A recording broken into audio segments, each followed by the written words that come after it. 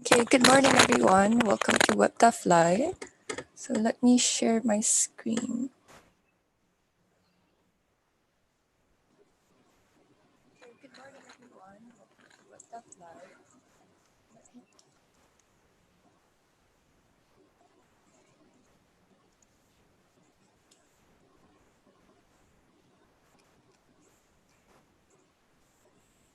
Okay, I'm assuming everyone can see my screen right now. So thank you for joining WebDev Live. First, I just want to reiterate some rules. So just a few more gentle reminders that could be found from our info pack. So we will have a total of 2 sessions today, one in the morning and one in the afternoon. The morning one is from 9 to 12 and the afternoon one is from 2 to 5. And the schedule for the talks can be found at bit.ly/web-dev2020-info. So we will have a total of 6 talks today, 3 in the morning and 3 in the afternoon.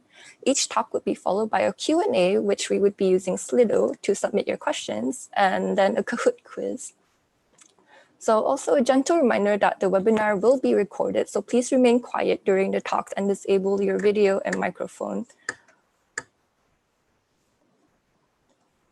Also, if you don't feel comfortable with being recorded, please also turn off your video. Any networking can be done after the completion of all talks. So a YouTube link to the recorded session will be given, so be sure to check back with the info pack. And for Slido, the code would be 43010, and again, all this can be found in the info pack. The link to Slido will be sli.do, and then the link for Kahoot will be kahoot.it. So the code for the games would be given when we start after the talks. So again, please ensure that your Zoom name and your Kahoot name is the same. So this would be used later to identify you if you happen to win prizes for the quizzes.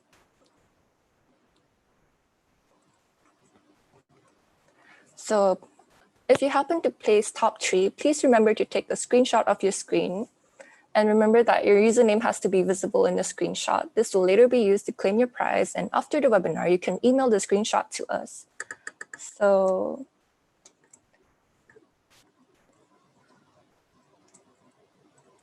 the feedback form can be found on bit.ly/web-dev2020-feedback. And again, all of this information can be found on our info pack, which is bit.ly/web-dev2020-info. So now I'd like to pass the floor on to our lovely MC for today, Xin. Thanks, Ying. So our first talk today will be by Muhammad Azizi bin Kifli. Azizi is a website and software developer, and today he'll be telling you how to get started with Bootstrap. On to you, Azizi. Hello, good morning. So I'm going to share my screen right now. So,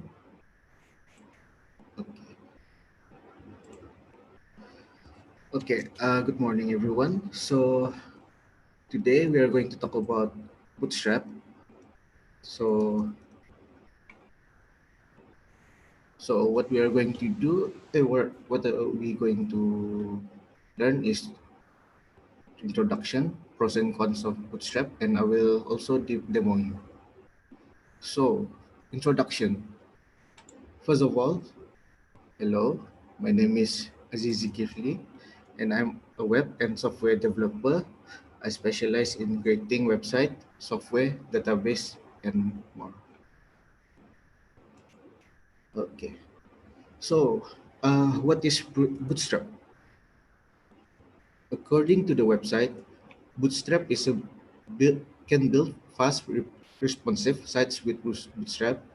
It quickly design, customize, responsive mobile-first site with Bootstrap, the world's most popular front-end open source toolkit, featuring SAS, variable and mixins, responsive grid, system extensive rebuild components, and powerful JavaScript. So yeah, that's from Bootstrap. So it is used for developing responsive and mobile-first website. Okay. Who invented Bootstrap? So originally, It was named Twitter Blueprint. So it was created at Twitter in mid 2010, developed by Mark Otto and Jacob Thornton at Twitter as a framework to encourage consistency across internal tools. So as for now, there are 4 versions of Bootstrap. Currently, Bootstrap 5 was announced on 16th June 2020. So these are the two peoples who developed the Twitter blueprints, aka Bootstrap. So the first picture will be Mark Otto. You can follow him at Twitter at MDO, and the second one will be Jacob Thornton. So you can also follow him at Twitter at Fat. So uh, there are many examples of websites that are using bootstraps. So you can see it. Uh, you can see it in this website, https www.awards.com/websites/bootstrap. So I will I will put here. So in here you can see there are many websites, the top websites that are using bootstraps. Okay, so the first one that I want to show you is www.vecquest.nl from Netherlands. So yeah, this is the website. It's pretty amazing. It is also fluid. There's a video to many transition. Okay, so what's amazing about Bootstrap? It can also be viewed from mobile. So here's an example. See,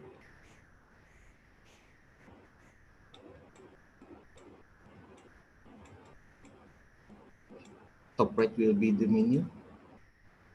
So it is also mobile friendly. The second website will be svz.io. So here it's also responsive.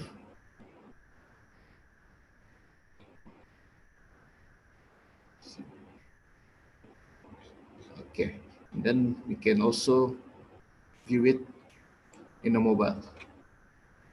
Okay. Very amazing.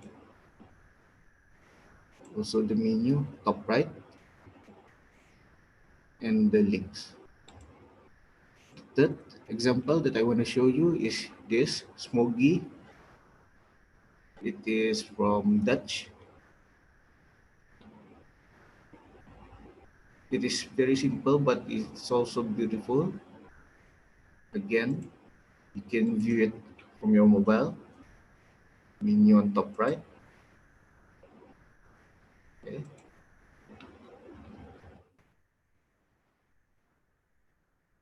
And the last example that I want to show you is dangfoots.com. So when you hover your mouse left right, the background will also move. And when you hover your mouse on the foot bar, it also responds. Scroll down, see, very beautiful for me. Top left menu, and the top right will be link and heart. Also mobile friendly. Yeah.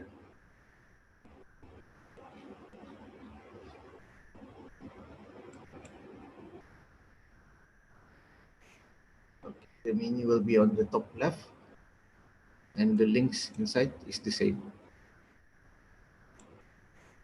Okay. So the pros and cons of using Bootstrap. The pros of using Bootstrap, it helps you save time. So meaning Bootstrap has amazing documentation on each component. I wanna give you example here. So documentation. So in this website, in the Bootstrap website, you can learn easily how to use Bootstrap, and there are many developers helping in developing them.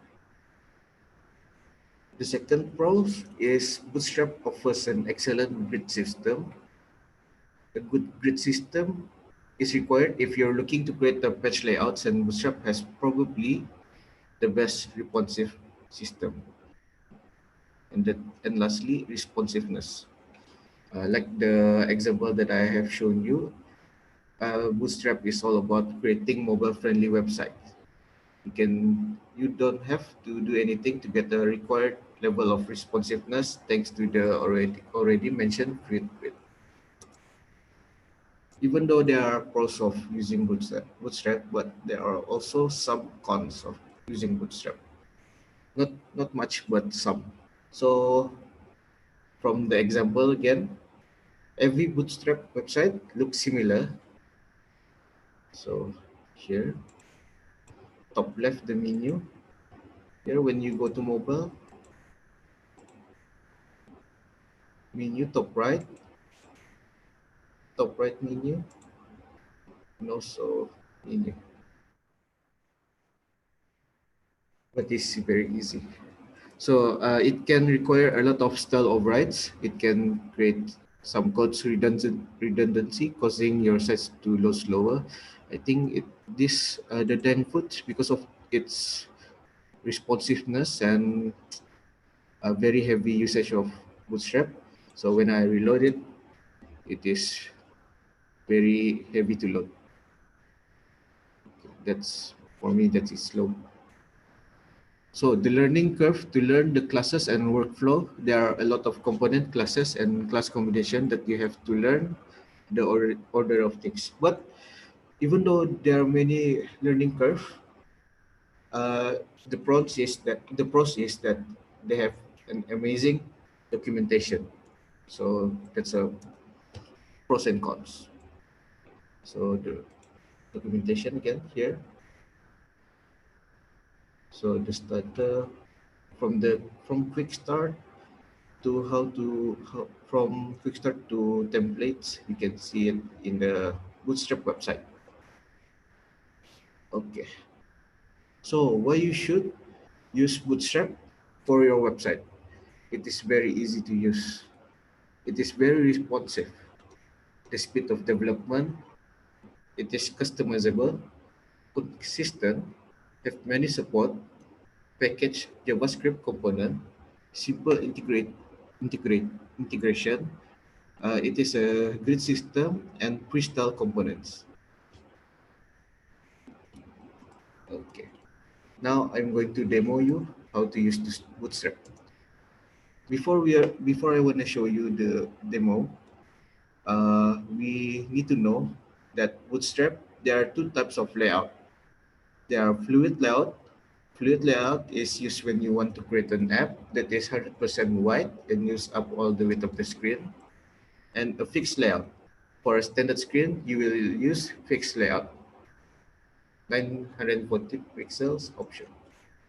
So, and you also need to know that Bootstrap has their own icons. Before this, it was called glyph icons, but right now in Bootstrap 4, they already designed their own icons. So Bootstrap icons are designed to work with Bootstrap components from controls to navigation.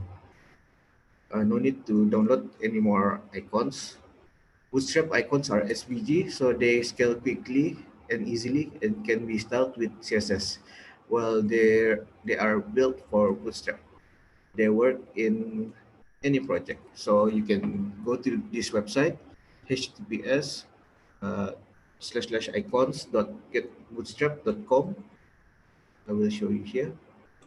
So there are many icons here, from alarm, uh, align, indicator, arrows, award. So all of these are SVG, and here's the SVG link. so it can be easily used in every web browser or mobile. So okay, let's go. So we will learn how easy Bootstrap is. To code using Bootstrap, so we need to implement the Bootstrap into our file package. So there are many ways to use Bootstrap in a website. You can download or connect them using CDN. So here are the link: getbootstrap.com/docs/4.5, the new version, slash getting started slash introduction. So we are going to the website right now. Okay, here's the introduction. So like I said, there are two ways to implement Bootstrap to our website, but I will use Bootstrap CDN right now. So it is very easy. So first you need to make a HTML page. Okay, here's the example. So the header, body, and closing tag. Don't forget that. And then we need to copy the CSS from the website here. Copy, just click copy, and then just put it in here before the title. Okay. Next, after we implement the CSS into our website, we need to implement the JavaScript because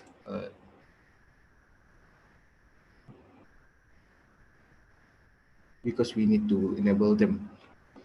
So you need to copy the script, and just before the closing body tag, you need to paste it there.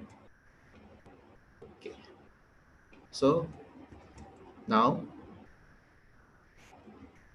here's the website. So it's nothing actually because I didn't do anything, but in this web page you can see you know that it is already been connected to the Bootstrap.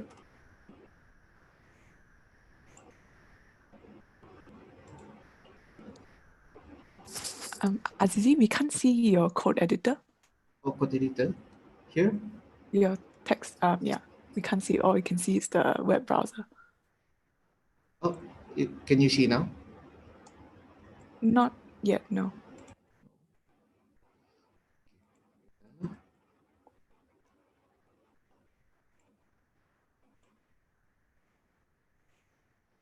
Okay, can you see it now? Yes, thanks. Okay. So here's the code, the header here, and the CSS link here. This is the style sheet that connected to the Bootstrap CSS, and then the script will be before the closing body tag here. You can copy it from the website, from the Bootstrap website. So, okay, here. So they also give you the standard template. I think I will use the standard template. Okay, just copy it, and then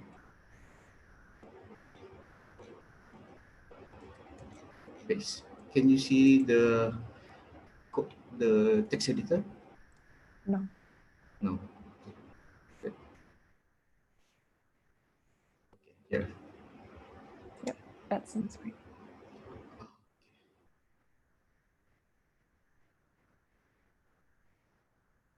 So again, here's the copied template, and then you just need to refresh.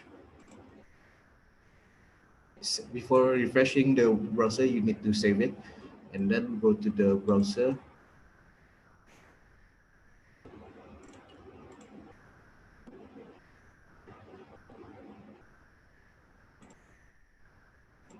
Then refresh.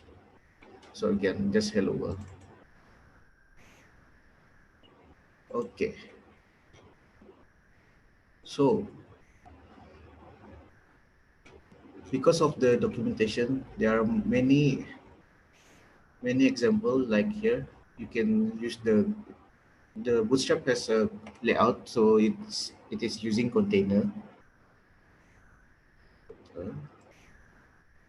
So now I'm going to use a grid. So here are the how it works. The grid system. You can see these three columns here, and here are the example. You can copy them, and it will show you this column. So again, the text editor.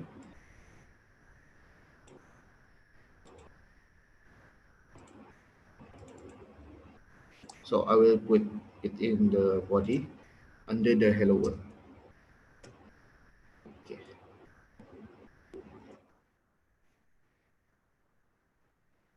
Okay. Before you refresh your browser, save it. Stop sharing. Stop sharing, and then share my. Is it possible to share the entire screen? Not just the window.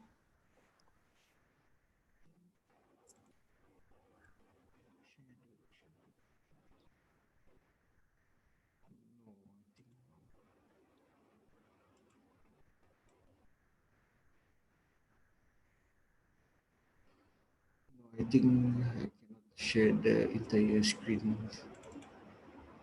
Sorry. So here are the three columns. 1, 2, 3. You can edit them.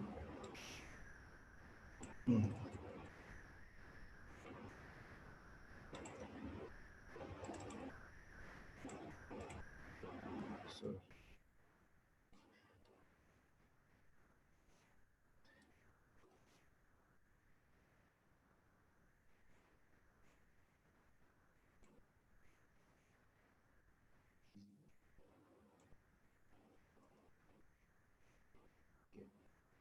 save it.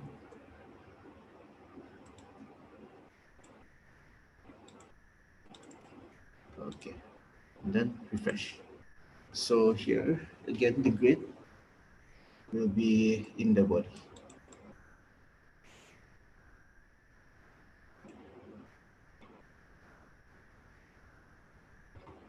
So there are many grid options here, but uh, I will not demo it because of time.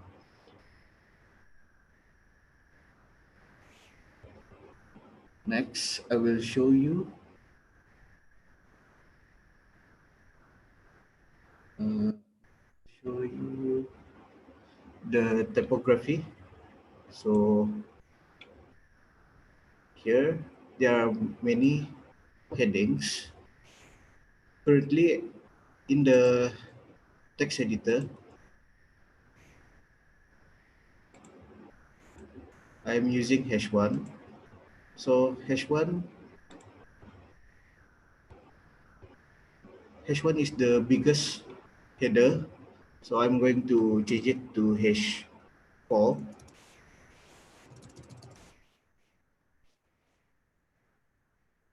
Okay. Remember, it's the hello world. Maybe I'm going to change it to header.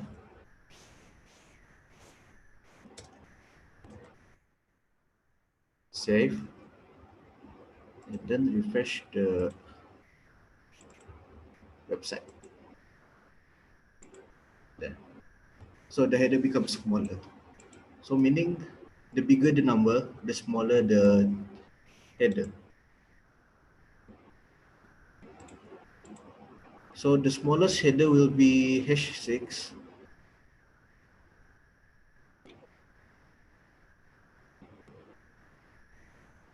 So again, I'm going to show you here. uh, opening tag h6. So smallest header. So here, okay, save.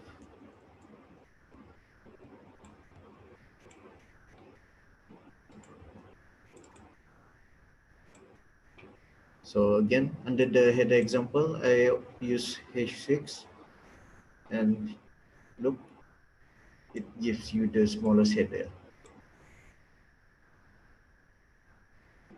Now, I want to show you how to use carousel. So what is carousel? It is a component by Bootstrap. So here is the example in the website. So how it works, it is a slideshow, basically a slideshow that can slide your images in a image frame. That's the example. So this is the, so I'm going to use the carousel with the controls. So just copy them. I'm going to, so I'm going to put it under the grid. There, just copy, paste. So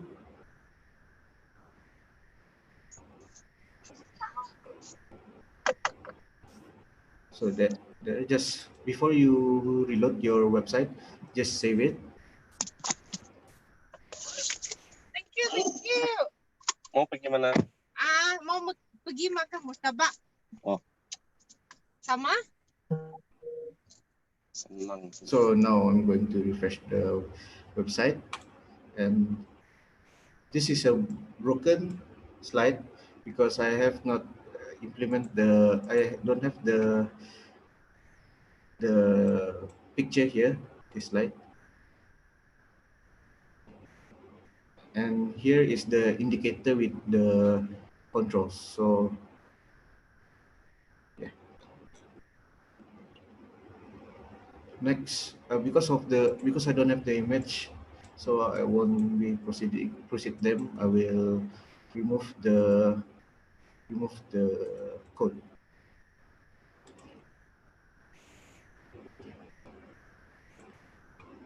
So now we're going to create a button. Here are the example of the buttons. So primary will be blue, secondary will be gray, success will be green, danger will be red, warning will be yellow, info will be light blue, light will be just white, and dark will be black. And the link. If you hover your mouse to the link, it will give you underline. So here, example. So I'm gonna show you how to put it in the website. So copy,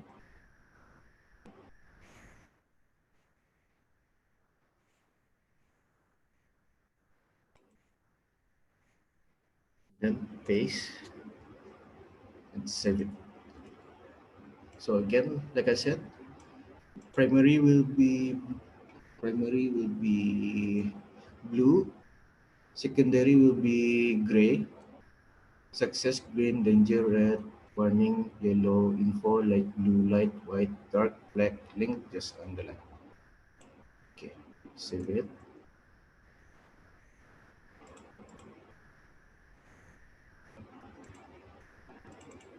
Oh, and refresh. Here, these are all buttons that have been made by Bootstrap, so you don't have to create your own CSS.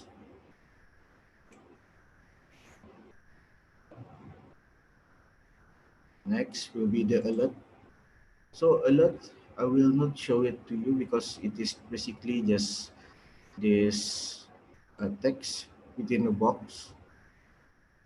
So here are the codes. Like I said, Bootstrap has an amazing documentation. You can use copy and paste, and without any CSS, you can already make a web page. Next, I will want to show you will be drop downs. So, what is drop down? So, a drop down is in a button. There will be just a drop down. Here are the example by Bootstrap. Drop down button. So, how to implement them in a website? Just copy. So, I'm going to copy, and in the code,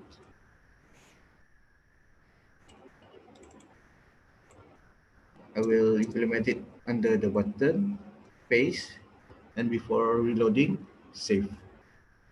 It is easy as that.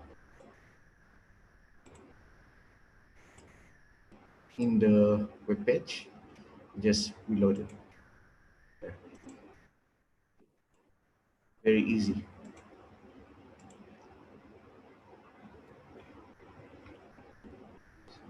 So here are the best part. You can use it as a navigation bar. Primary, secondary, again, the primary, secondary class to make it color. Here are the split and the sizing. So when you use btn-large, will show you the large drop down,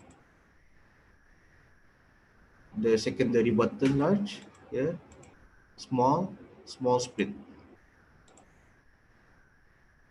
Okay. So I wanna tell you about Jumbotron. Jumbotron is very beautiful in Bootstrap. So what it is a card. So you can see it. This hello world inside the card,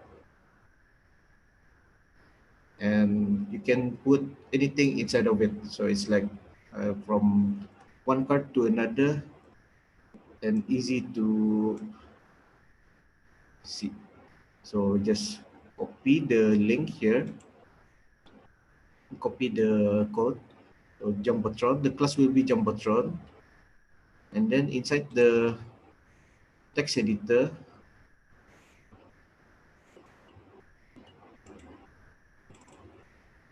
under the drop down, I will paste it there, and then again save.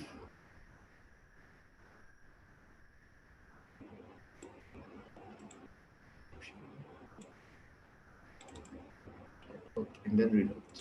So here in Jumbotron.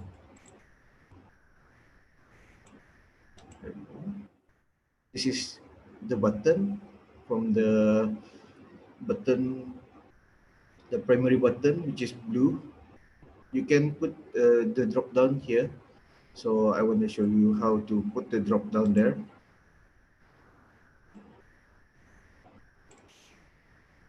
So here are the drop down. So I want to copy and then paste it on the button. Save.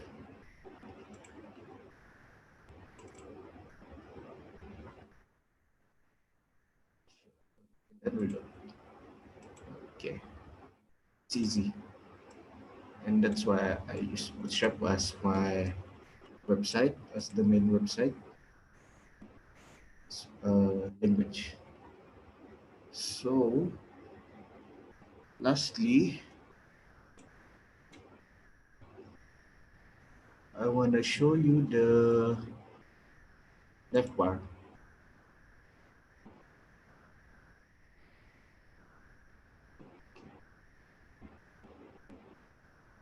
Here, this is the example. So what is the left bar do? It will put your link on top of the web page, copy, and then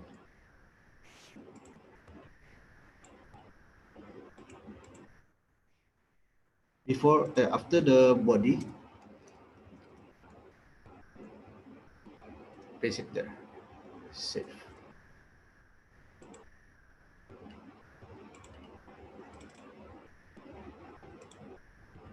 Okay, there. The navbar will be there. So, like I said, Bootstrap is a mobile friendly. So when you view it from the mobile, there, the navbar, the link will give you the menu, and the web page will be mobile friendly. So I think that is all for me today. Uh,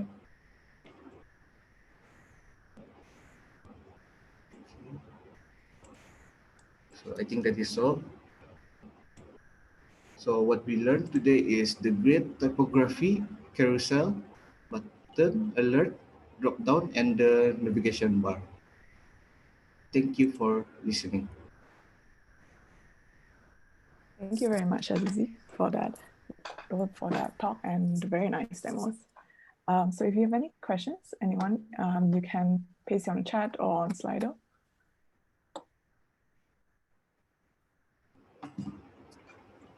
I have a question actually.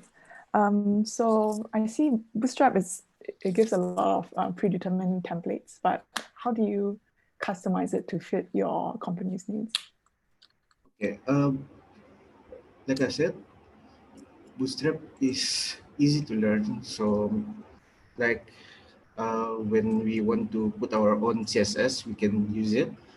But since Bootstrap is used throughout can be used by anybody, so I think since you want to customize it, you need to use your own CSS. Okay.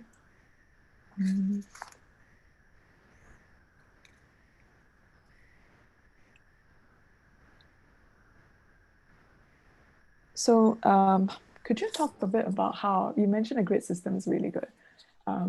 Does it do anything special when resizing grid components to fit from a desktop size browser to a browser on your mobile? The grid system. Again, can you repeat the question? How does the grid system work when transitioning to make it mobile, to make the website more mobile friendly? Say if you're transitioning from a web browser to a mobile browser, what special features does the grid system have to account for that? Okay, the grid system.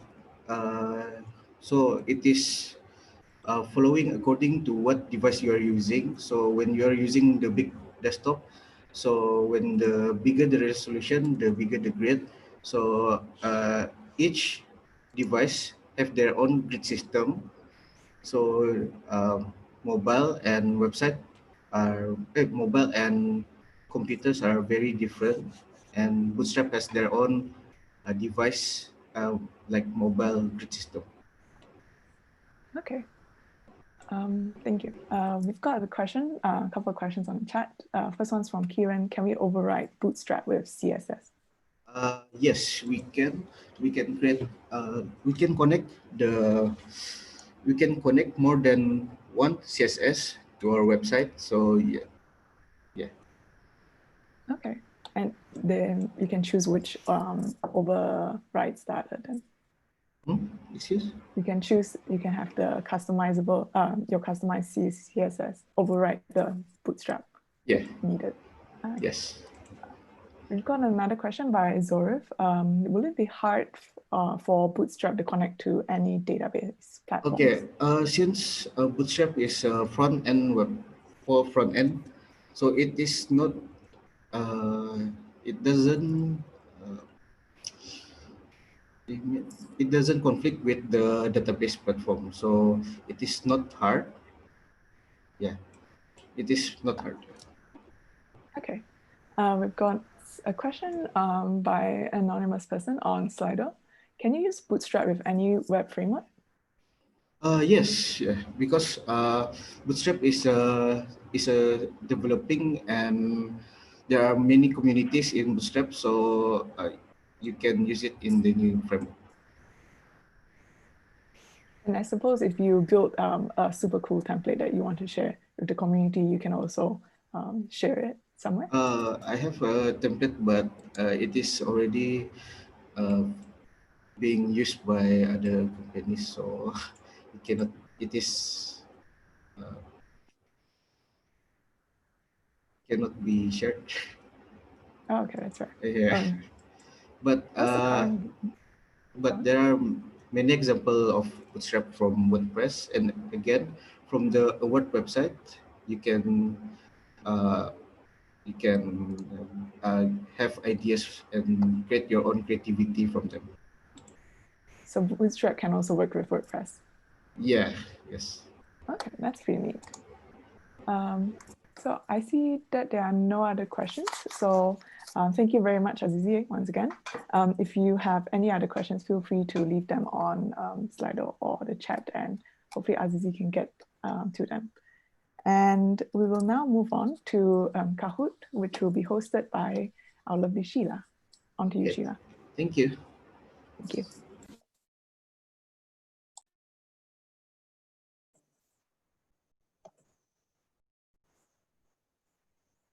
Okay. Okay. Yeah.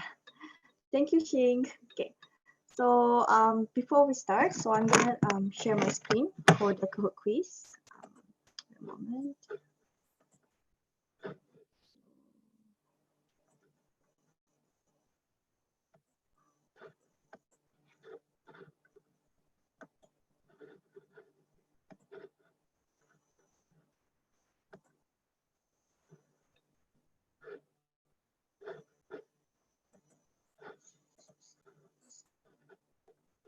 Okay.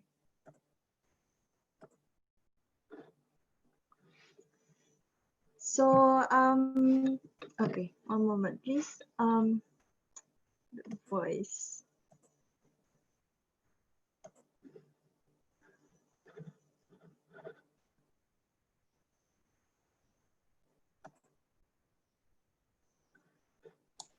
So for those who are not, who have not played Kahoot before, Kahoot is a pop quiz. We have 10 questions and it's a multiple choice question. So you have to pick the right answer out of 4 options.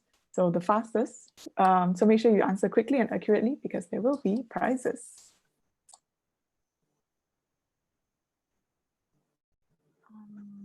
The video.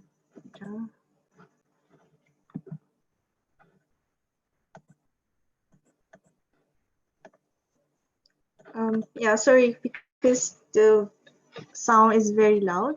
So please key in the PIN number on your Kahoot .it. So yeah, I'm trying to mute the sound actually. Wait,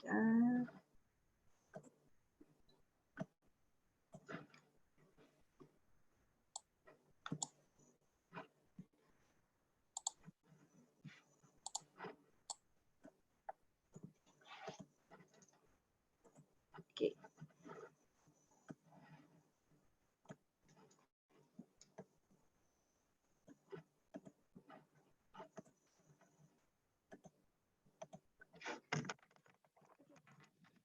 So I hope probably there should be 19 players. So we wait for others player.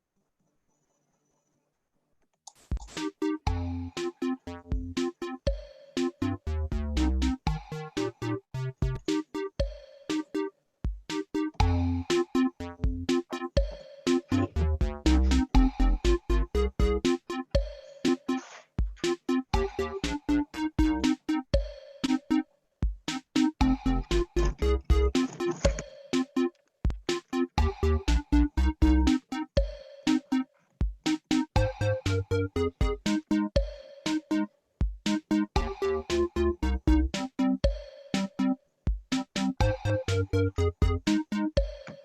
think there's more, 5 more players, I think. So before we start, what team?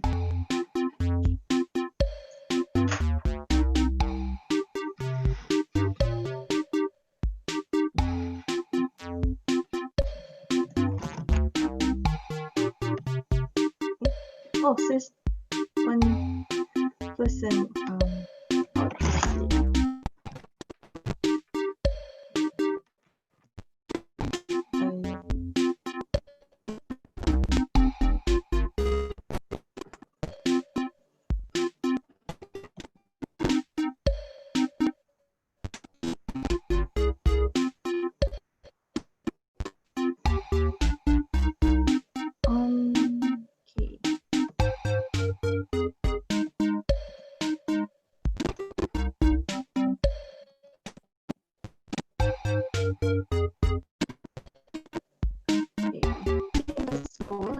So, let's see. Why is different?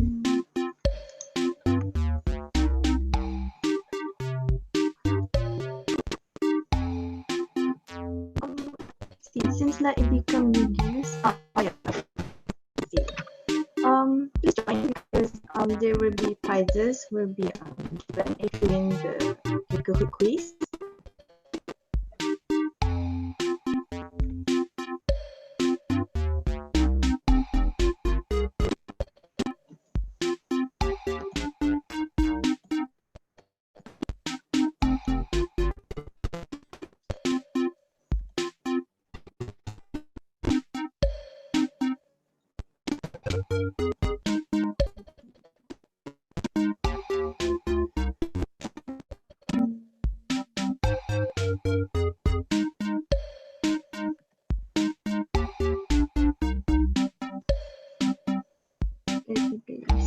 So I think we need to start.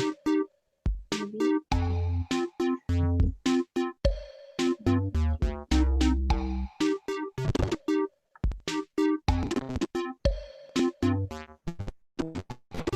We can see one more player.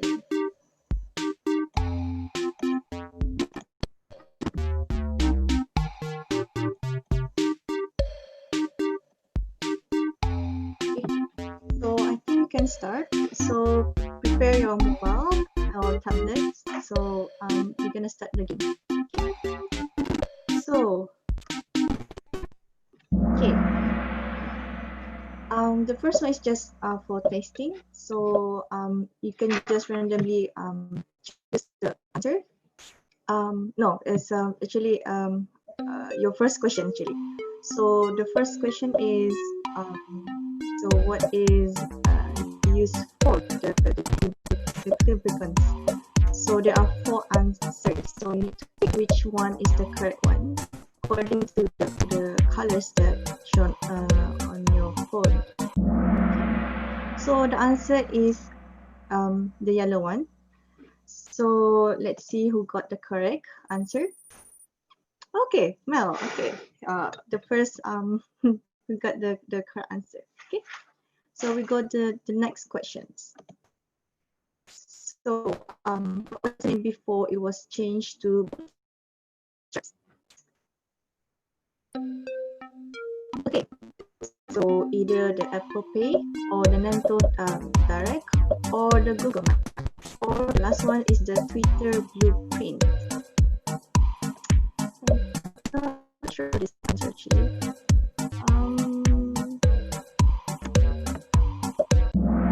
So the answer is Twitter Blueprint. So a lot of you answered correctly. Congrats. So Esan. Okay. So he's the the first winner. Okay. So the next question. Which class is used to make a standard or default buttons in the bootstraps? So is it none of the above, or BTN default, or BTN, or the BTN family?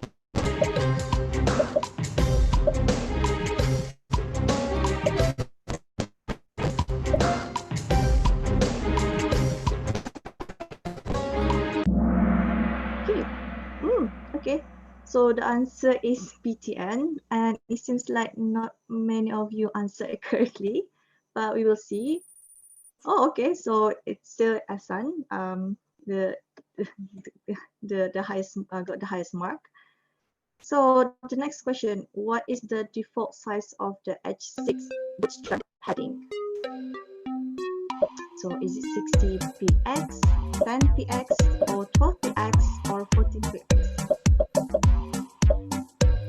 The H6, right? So the H4, H2, so H6 is not sure, probably big, so small. Oh, okay. So the answer is 12px. So most of you answer is 10px. Okay.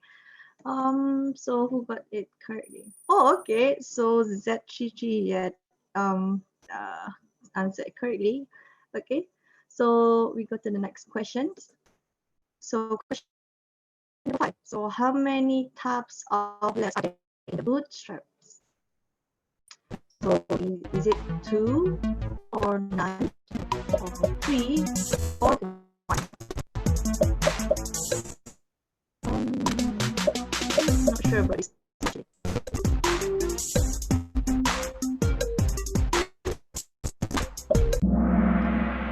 Okay, the answer is the 2.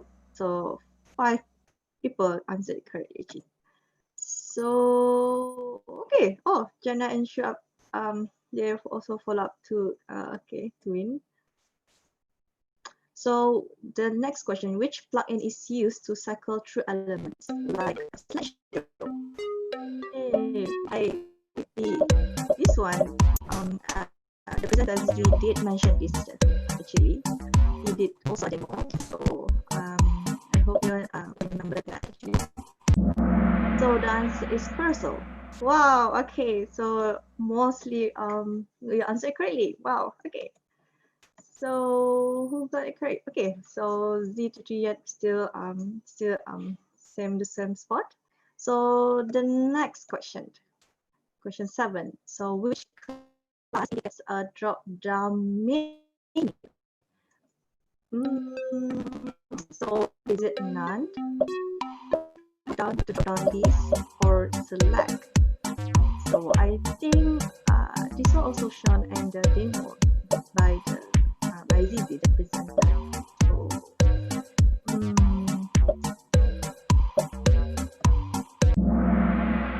yes. Oh, okay. So I think some of you will confuse whether it's select, drop down list, or drop down, but the answer is the drop down, the blue color. So who answered correct? Oh, okay. Sure. Got the second. Okay. Congrats. So the next one. So who developed the Bootstrap? Who developed the Bootstrap? Is it the Bill Gates or Tom Holland, Steve Jobs, or the Mark Otto and also the Jack Cotton? So is it Bill Gates? Okay. Wow. So most of you have answered correct. Good. So there are actually oh, okay. So ZGT and Amiza Omar is also full up. They got second place. So the next question is what is Bootstraps? So is it a language that describes the style of an HTML document, or it is the standard markup language for web pages, or a mobile first front-end framework for better web dev, or the last one is a programming language for component? Oh, the answer is the yellow one. So okay, mostly answered. You the answer numbers. The red one also. Okay. Okay, sure. You also yeah, try to follow us also actually. Okay, next question. Probably the last question. Okay, the final one. How many versions are there in the Bootstraps? So is it 3, 4, 2, or 1?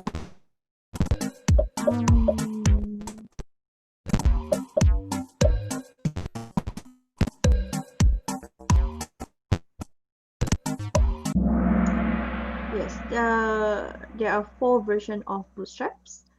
So yes, a few of you they answered correctly. So congratulations to Hamid Omar who got the 3rd place, and Asan who got the 2nd place, and who are the winners. So congratulations to the who got the 1st place for the Kahoot, and also we would like to congratulations to the runner-up also. So for the winners, don't forget to screenshot the Kahoot and also send it to the GDG to the GDG emails so that you can claim your prizes through the emails. Okay. So I would pass this to Ying to present the next speakers. Okay. So I will stop. Okay. Thanks, Sheila. We'll start promptly at 10 o'clock. So if you need to go and grab a drink of water, now is the perfect time to do so. So about 3 minutes, we'll resume. Our next speaker will be talking about a bit about Flutter.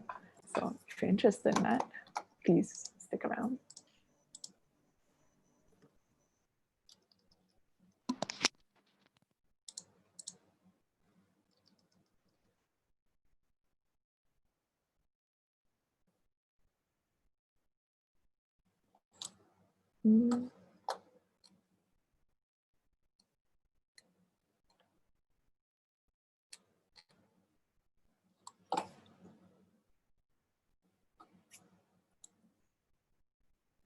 Feel free to chat around, by the way. We'll probably start around 10 or 10:05. So if you'd like to introduce yourself, mention what you're doing, that'll be cool. No?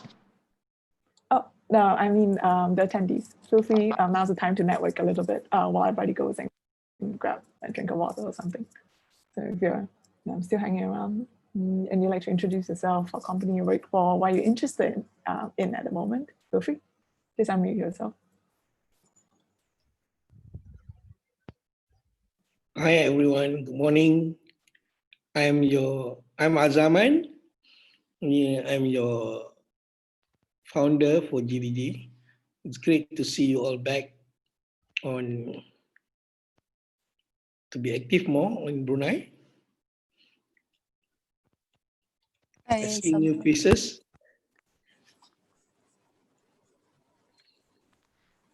Hi, Zaman. Hello, You hear morning. Yeah, a lot of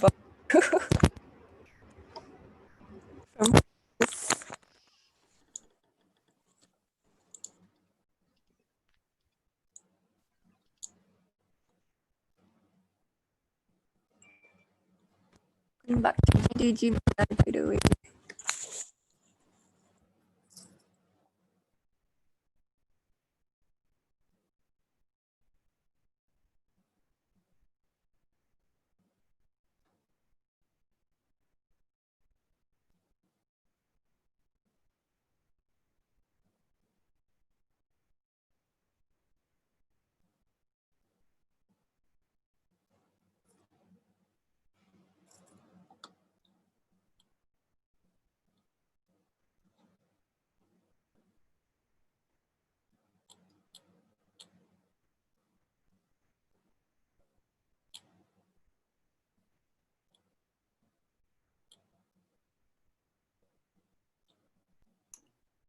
Perhaps the rest of the members, I don't know. I mean, I knew most of you, but maybe there's new guys should join in and introduce yourself.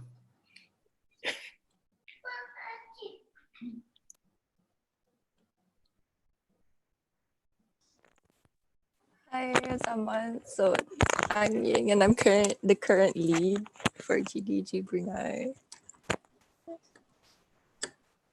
And then Ida is the current ambassador for Women Tech Makers Brunei as well. Yeah, I think I met Seda in KL, I think, last November or December, I'm not sure. Yeah, in KL. Yeah. I'm just back to Brunei last February and just running a small operation in here. So it's good to see GDG Brunei is kicking alive. Yeah. I think keep up the momentum. I think it's something that all of us in Brunei, I think, to be able to contribute in a bit or whatever way that we can. I think to keep the community going, I think keep the positive vibes. I mean, it has been good all the while. I think you don't have to do every week, every month, but I think at least if you have something to keep it going, I think that will build up the community. And I hope that, like you, I know that there's a new lead, and also there are a lot of other people. Maybe they can come in, try to be participate. This is a good initiative. At least now with all these technologies that we have, either not in person, but then we can be remotely. I think keep the, what do you call it? To me, it's always the atmosphere, the links going. I think how the community alive. You see, if you see in other parts of the world, I think this is something that we build up. Keep it going. Doesn't matter. I mean, I always say to all the members, I think whether you have a small knowledge or whatever knowledge, doesn't matter. The important thing, I mean, I don't know if you still hold on the what the GDG was. We have a share, learn, develop, and prosper. I think that's something that keep in mind. You always share when we have something, then learn from it. Try to develop what you have and then prosper from there. Yeah. Just keep on going, and then that would be a good continuity. Yeah. I think that's all enough for me to see. I wouldn't say much anyway. All right, Yeah, thanks. we've managed to done a lot of amazing thing in it. I'm pretty sure it's all like thanks to the community that we have right now, as well as the community from before. Yeah, a lot of great things. Hi Azaman, nice to see you again. Yes, Eda, good to see you. Yeah. Are you still in KL? No, I'm here hiding You're back. somewhere in Brunei, just keeping low profile, been around. Yeah. But You I've can been join us for our next event. Like we're thinking of doing an offline one after this, since the condition and situation in Brunei is quite okay now. Yeah, no problem. But I just keeping low profile, looking what's going on, which is I think I've been seeing quite good. I think it's keep up the good work. I think there are a lot of other developers that also. I mean, I saw a lot of new developers and so on. So I think something that is good coming out of it. Yeah, hopefully soon also there will be something coming up from AITI. Then maybe later I will share you what's Oh, okay. Feel free to later at the end of this, you guys, anyone can just unmute and then just talk about what you want to share with us.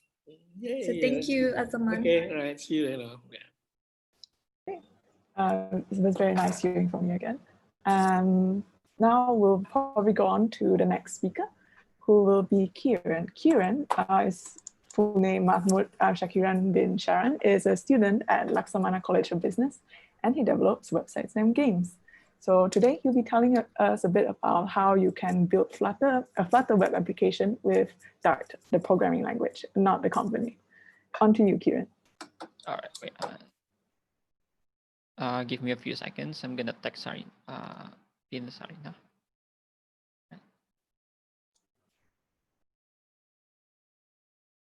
All right, can you see my slide? Yep. All right. So good morning, everyone. My name is Kiran, and I'm 23 years old.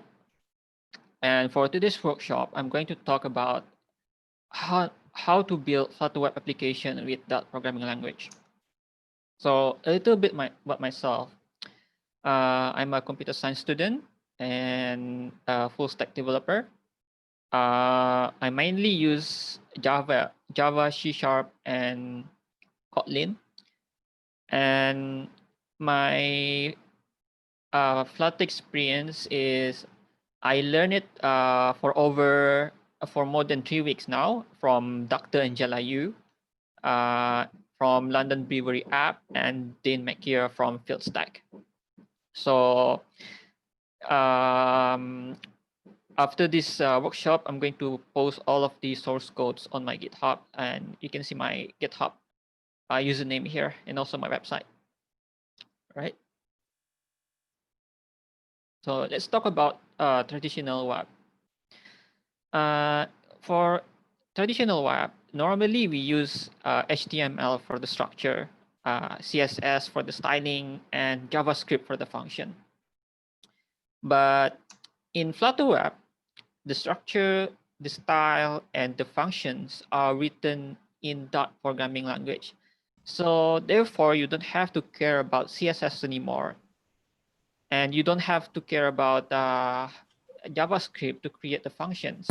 It's all written in Dart programming language. So what are we going to create is there will be two websites. We will build something similar to these websites. So the first thing first is we are going to build a Hello World web application. So we are going to learn how to use Flutter widgets by building a simple Hello World web application. And then we are going to learn how to create Flutter projects in two ways. And then we are going to learn how to run a Flutter project on the web browser. And then how to debug Flutter widgets through DevTool. And then we are going to learn how to make your Dart codes look clean and better, and why the main function is better. So now let's go ahead to Visual Code Studio.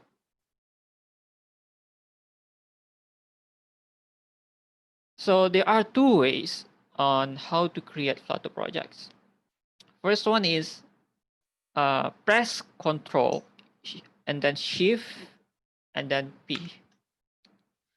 So to create a Flutter project, simply type Flutter and then choose on New Project. And then you can just enter the name of your project here and then click on Enter. That's the first way. The second way is through the terminal. In case you don't see your terminal here, just go ahead and then click on New Terminal. All right. So the command to create a new Flutter project through terminal is Flutter create and then the name of your Flutter project. So for today's workshop, I'm going to name it webdev hello world.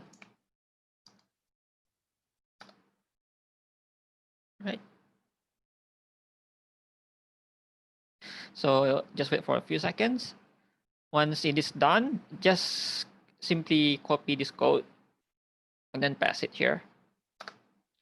All right. Once you have done that, just simply type code space dot. This command will open your new project into a new Visual Code Studio.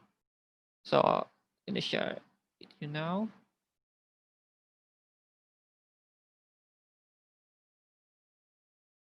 All right.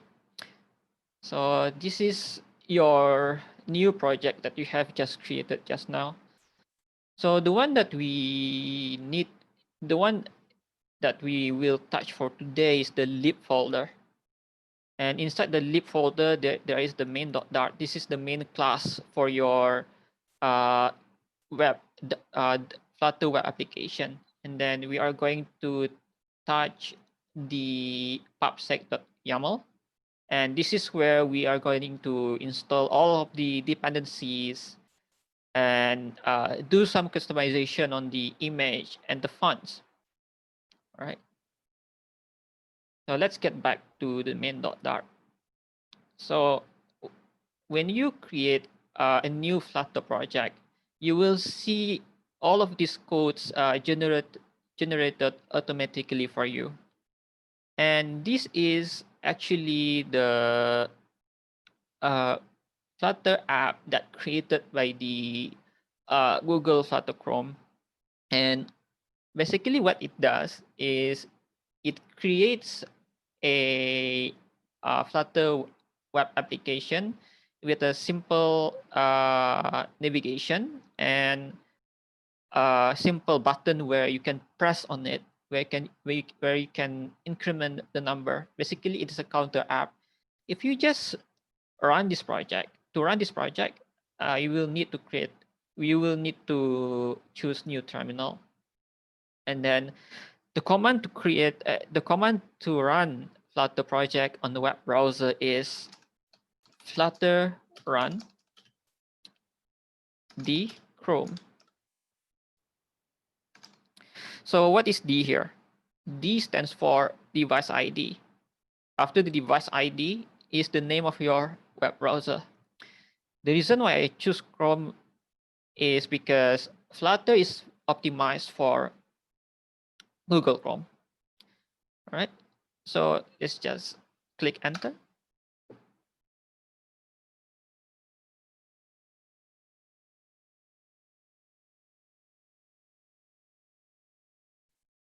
It's gonna take a few seconds.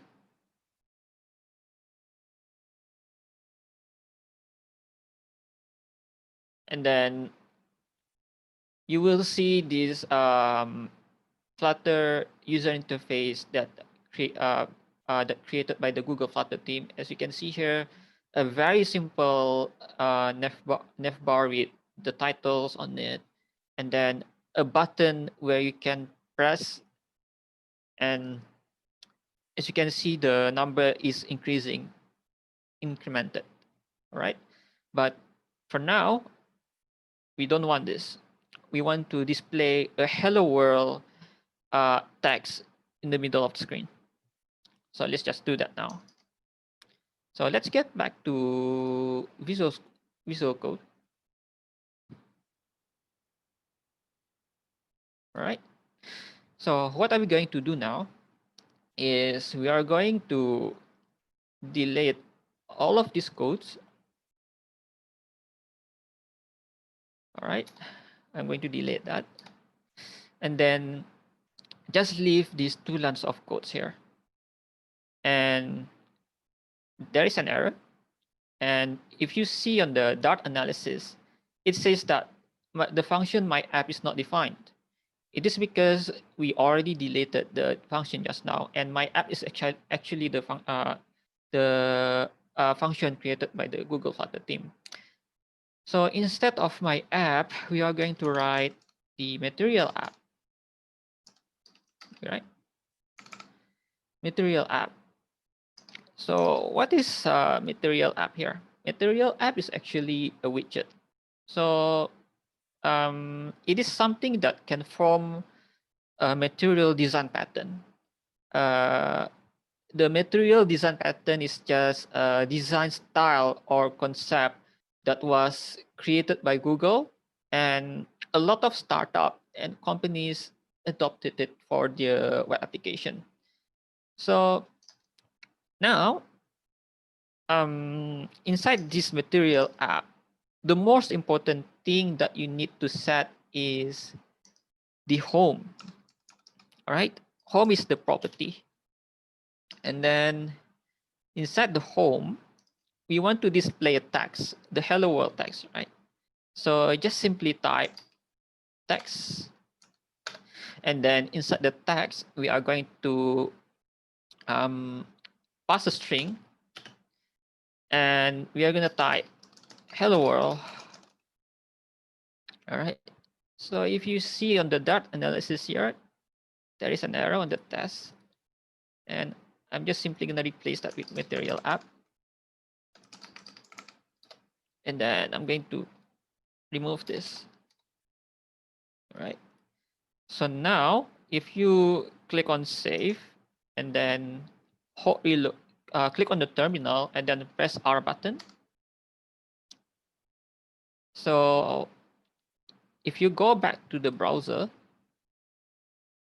you will see the hello world text appear, but it is not in the middle of the screen. We want to make this text in the middle. So how are we going to do that? How are we going to do that? So if you realize, we already have two widgets. The first one is the material app. This is the first widget. And the second one is the text widget. So if you just run this, if you just debug this, I will just start debugging now. And just wait for it. So the debug process is usually taking longer, usually 30 to 40 seconds.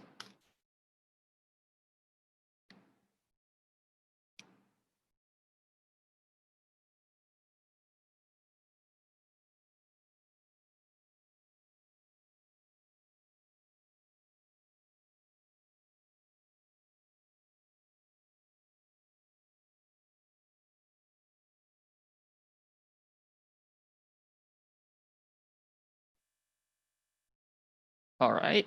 So if I open my dev tools,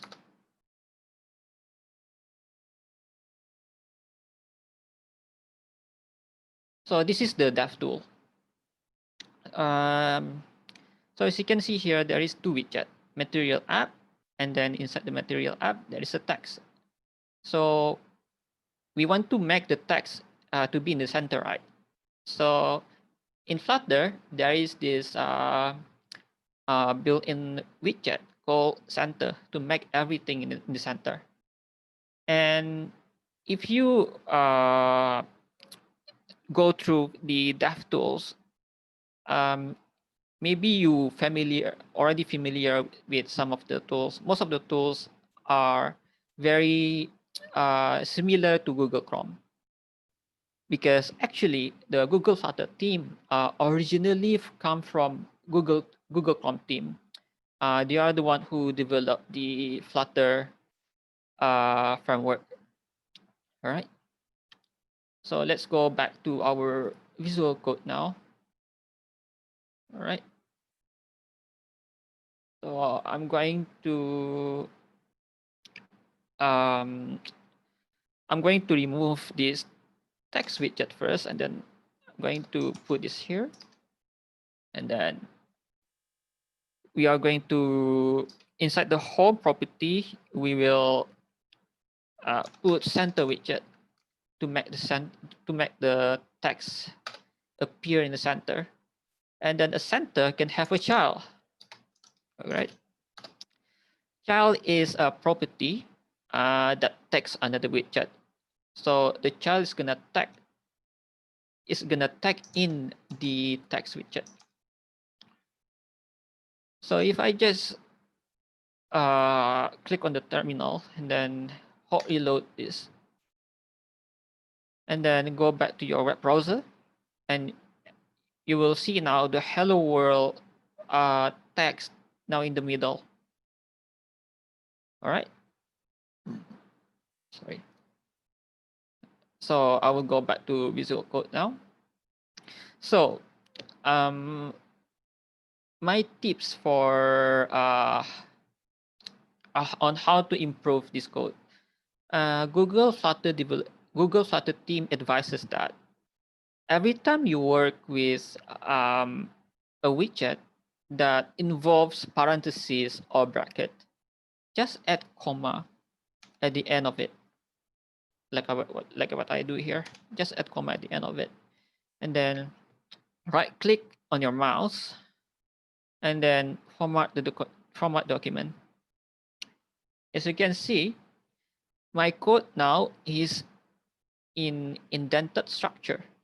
It is very easy to read, and if you just do this, sometimes it's confusing. It's very hard to read, and sometimes when you are debugging something, you may be hard to find which one is the code. All right. So now I'm going to improve this code. There are two ways on how to improve this code. The first one is to create a new function. The second one is to create a new class. All right. So I will just create a new function here. View. All right. So inside this view, it's gonna take this material app. All right. All right. I'm gonna format the document now. And then I'm gonna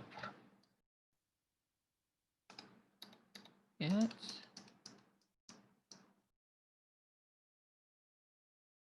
Right.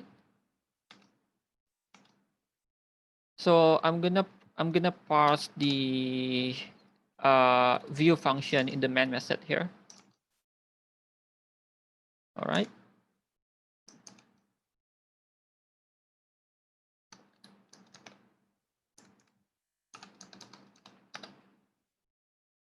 Oh.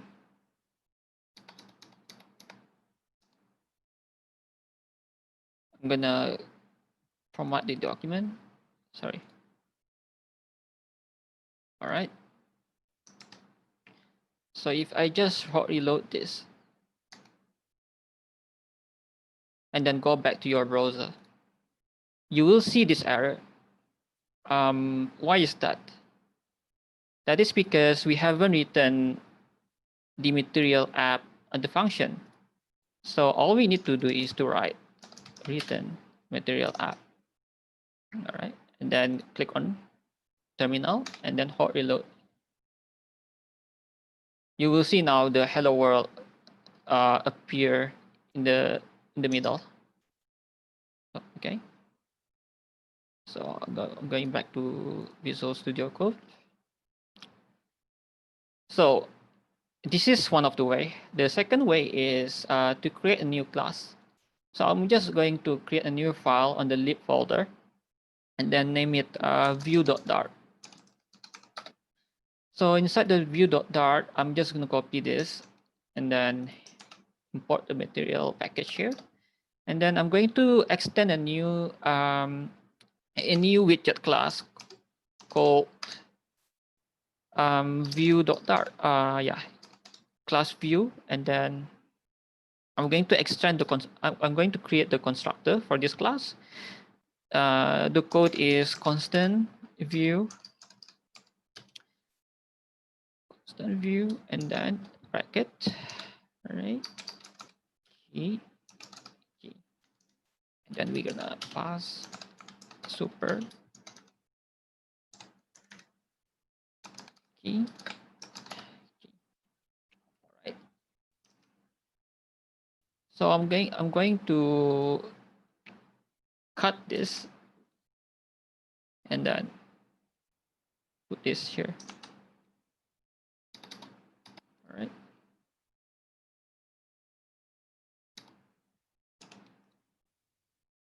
So I'm going to format documents. And then I'm gonna pass this class into the main method, into the main method. Okay. And there is an error here. All right. So I'm just gonna press Control dot to import the class, and then the error will be gone. And then click save, and then just hot reload. Just hot reload this on this terminal, and then go back to your browser. And then here it is. The hello world is still there in the middle. So that's one of the way. That's the way on how to make your code look a little better and look clean. And I'm going to use this method a lot in this second tutorial. All right. So let's go back to our slideshow.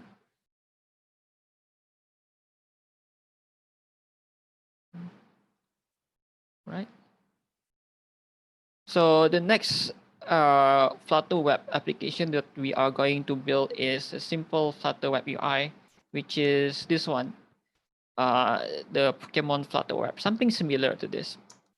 And we are going to learn on how to structure the folder and the Dart files, and then on how to create a constructor for your widget classes, and then how to customize the font for text, the pictures, and then how to make the navigations, and then make a button. In Flutter web, it's called call to action button. All right, so I'll go back to my Visual Code now. All right. So I'm just gonna create a new new project.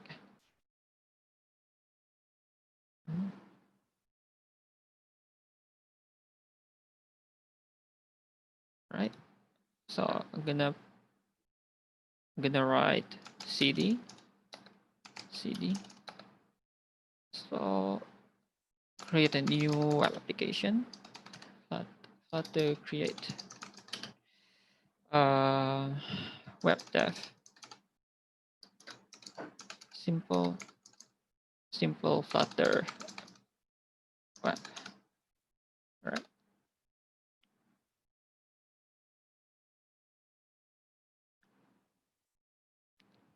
And now I'm going to move into my Flutter project repository and then open in a new Visual Code Studio.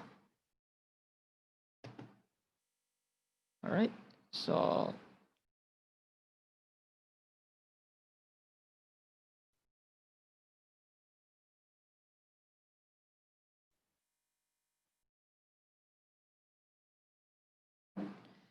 all right, let's go to lib folder and then go to main.dart. And then we are going to delete some of the codes.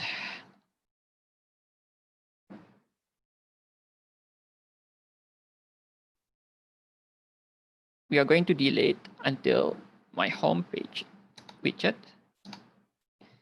And then just leave the main function and the my app function. And we are going to replace this my home page with our new class. So I'm gonna name it as home view. All right, home view. The reason why we get this error is because we haven't created the class. We haven't created the class for home view yet. So let's just do that now. Right.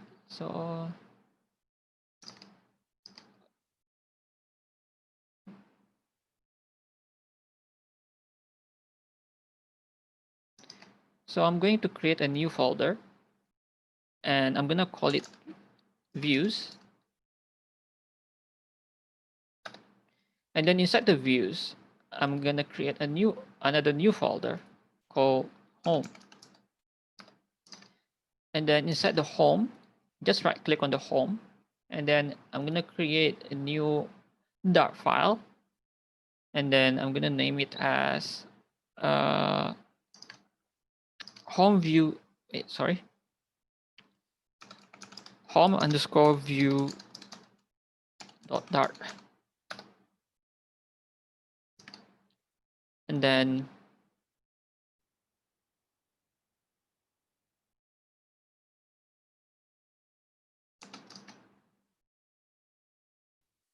I'm just gonna copy and paste the code here because we don't have much time.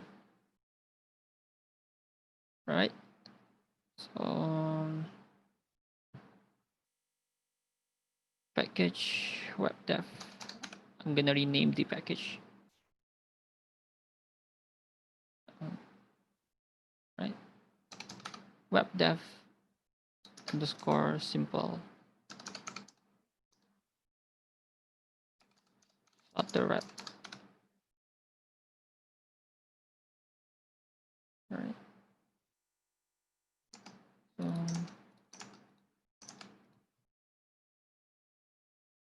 all right. So I'm gonna create another I'm going to create another what do you call that? Another folder. Inside the lib folder, I'm gonna create widgets folder. inside this widgets folder, I'm going to place the navigation, the articles, and then the buttons. So first thing first, I'm gonna create the navigation bar. So just create a new folder called navigation underscore bar, and then under the navigation underscore bar, we are going to create a new dot file with the same name. All right, navigation bar dot, and then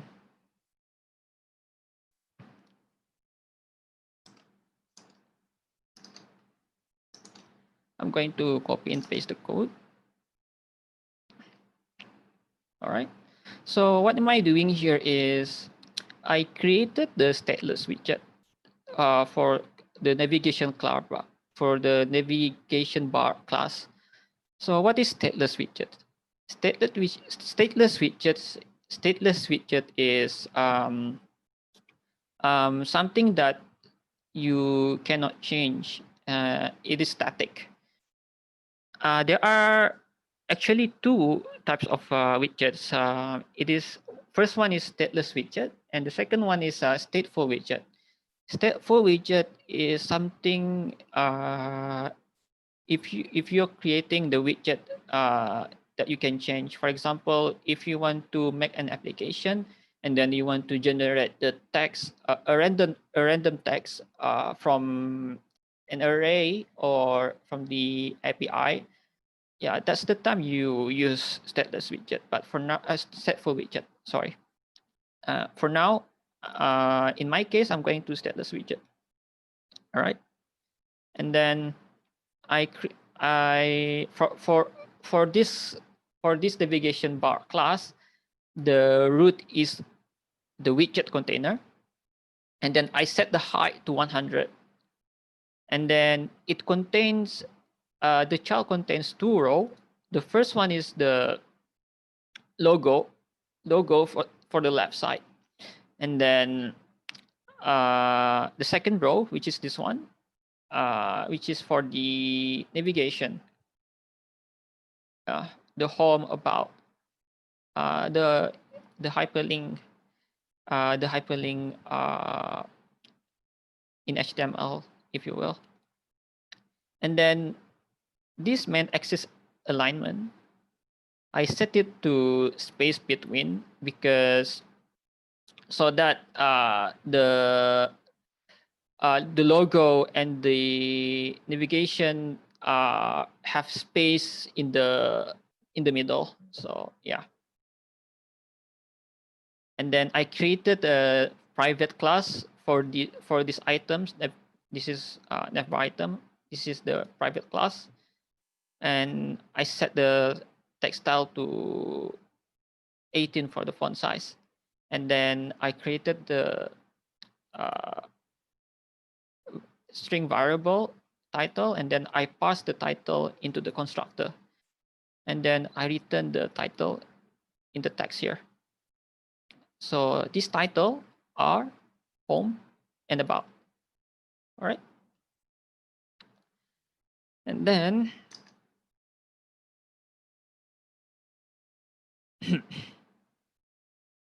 I'm going to create a new class called course details. Okay. I'm going to create a new folder, course details. And then I'm going to create a new file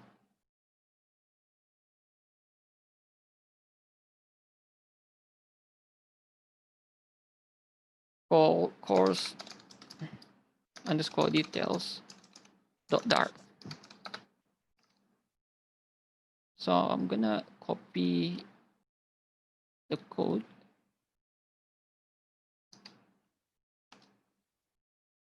All right.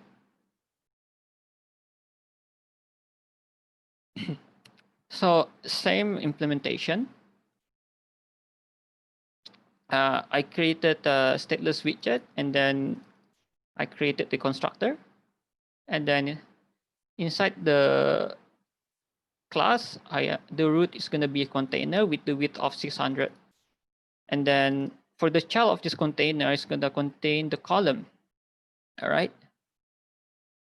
This cross-axis alignment is for this what do you call this? The title, so that the title, all of the text will appear on the left, and then this main axis alignment, so that it appears in the center vertically like that.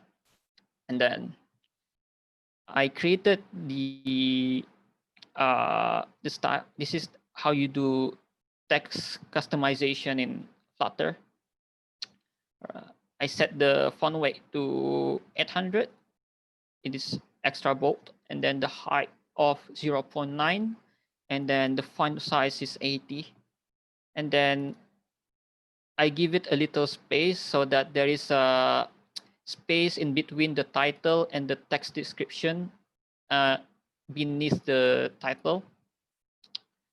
And then, yeah, this is the text widget for the description. And I just copy and paste the text description from Lorem Ipsum text generator. Yeah, basically that's how it works. So now I'm going to create the button. The button is gonna be a new it's gonna be a new folder under widgets folder. So I'm gonna create a call to action.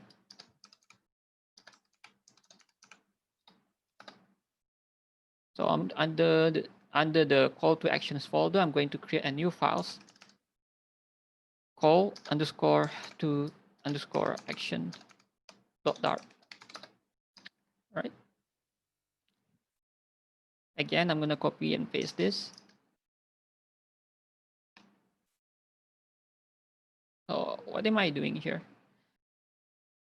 So I created a class call to action and then stateless widget.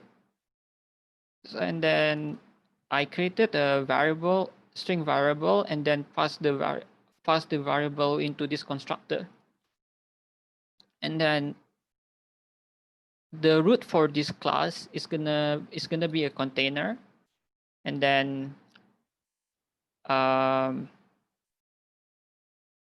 add the padding with the symmetric constructor. As you can see here, the horizontal padding is gonna be 60, and then the vertical padding is gonna be 15. So that the reason why I created this is because so that all of the contains is gonna be in the center, right? And then the child for this containers is the text, and then the title. The font size is 18, and then as usual the font weight to make the text bold, and then I set the color into white, and then the text. This is the decoration, and yeah, this is how you customize the color for the button, basically, and then the shape of the button. And now I'm going to create a new folder.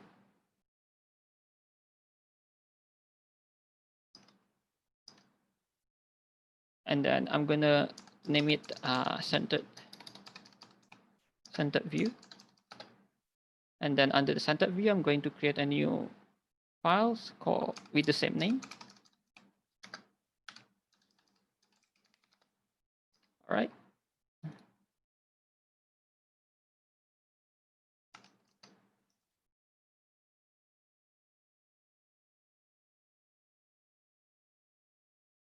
I'm gonna import the package here.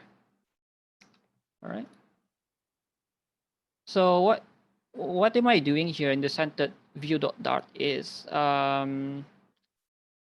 if you just run this, I'm gonna run this project now.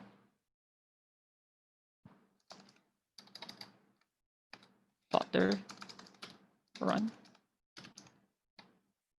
deep from. All right, and just wait for it.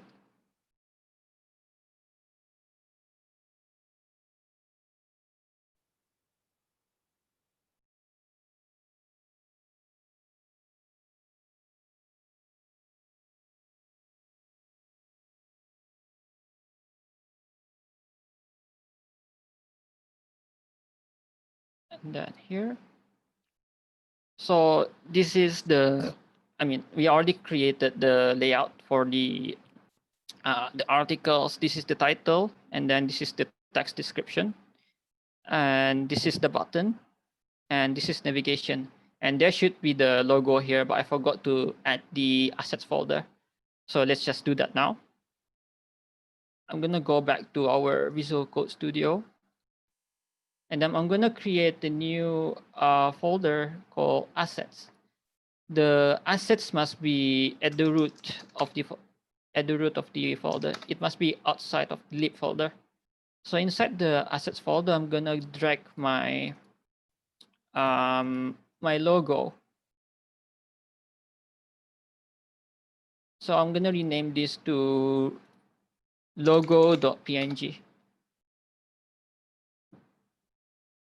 And don't forget to add the dependencies here. So I'm gonna uncommand this, and then I'm just gonna replace this image with assets folder, and then I'm going to replace this with the name of the logo file. All right.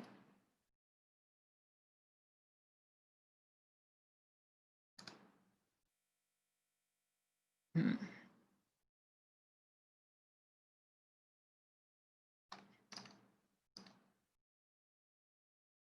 All right.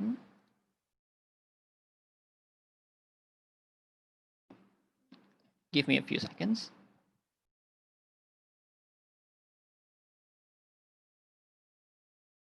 Assets. Okay. No, uncomment this. Assets. Logo.png.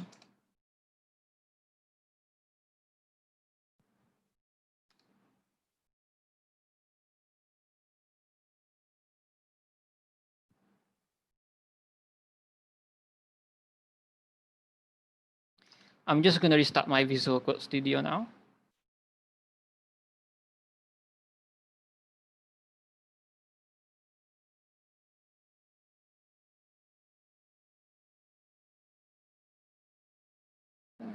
Just wait for a seconds.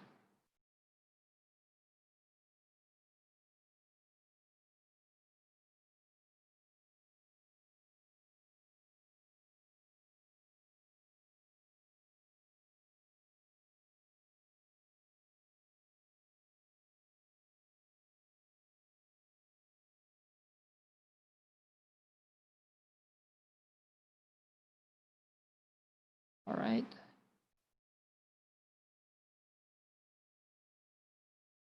So here it is. This is the logo. This is the logo for the website, and yeah, this is, you can divide, you can just divide this into three parts.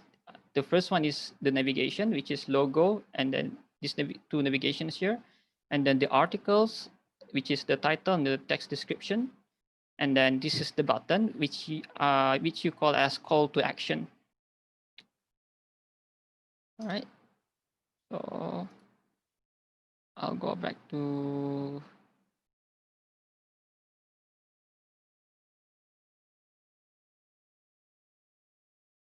all right. So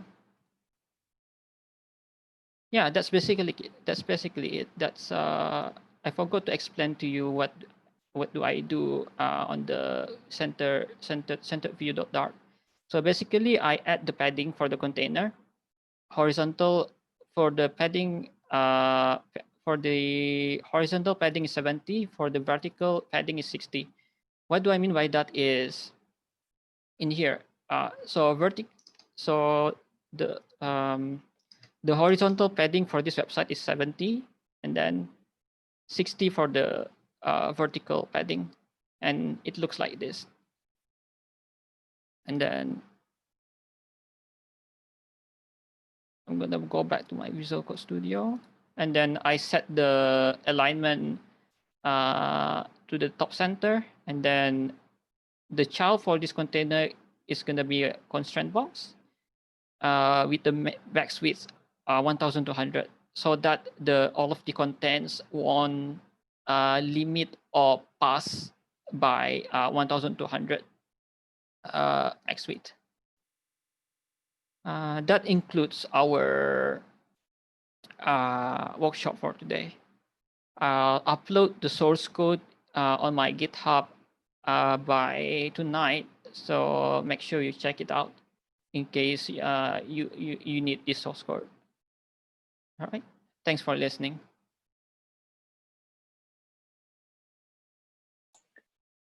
Thank you very much, Kieran, for the very nice demos and talk. We have some questions from the audience. We have number one. What are the pros and cons of using Flutter versus traditional methods of building websites? The advantage of using Flutter is you only need to learn one programming language. In traditional programming language, you will need to learn HTML. You will need to learn CSS, and then you will need to learn JavaScript for the functions. But in Flutter, you only need one. You need to only to learn one, which is Dart programming language. And then the only disadvantage of Flutter Web is in terms of production for big companies. I would say Flutter is not yet ready for big production.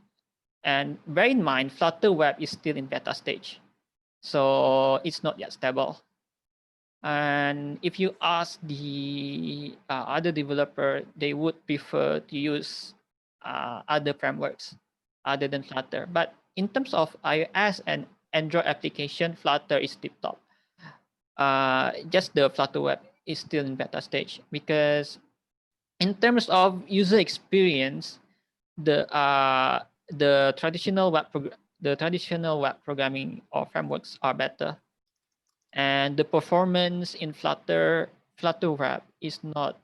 I mean, if you create a simple UI, that's fine. But if you create a complex website, the performance in Flutter Web is not that good. Yeah, I hope that answers your question.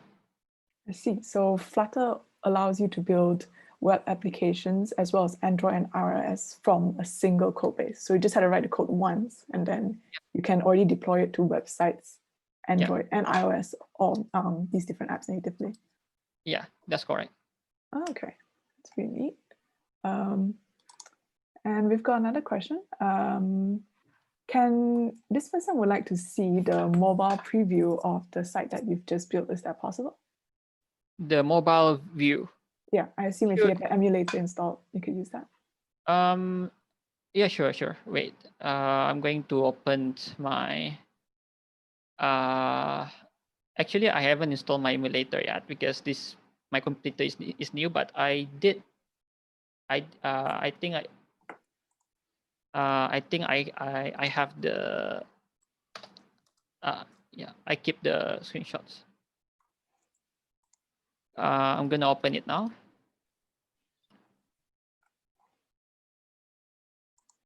Just wait there. Yeah, no worries. Azama has also mentioned apparently Flutter can now create Linux desktop apps using the same code base. Yeah, that's right. Saves a lot of time. You don't have to have different teams managing Android and iOS or everything separately. So this is what you want to see, right? I This is hope. the mobile. This is the reason why I don't do this in this workshop is because it takes too much time.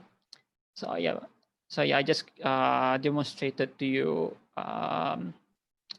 the most basics one, and this is the iPad view of this website. And then if you just go to a screen, a small mobile screen like Pixels 2, there is a navigation here, and then the logo will appear on the right side, and then the title will be in the center, the text will be in the center, and then the button beneath it.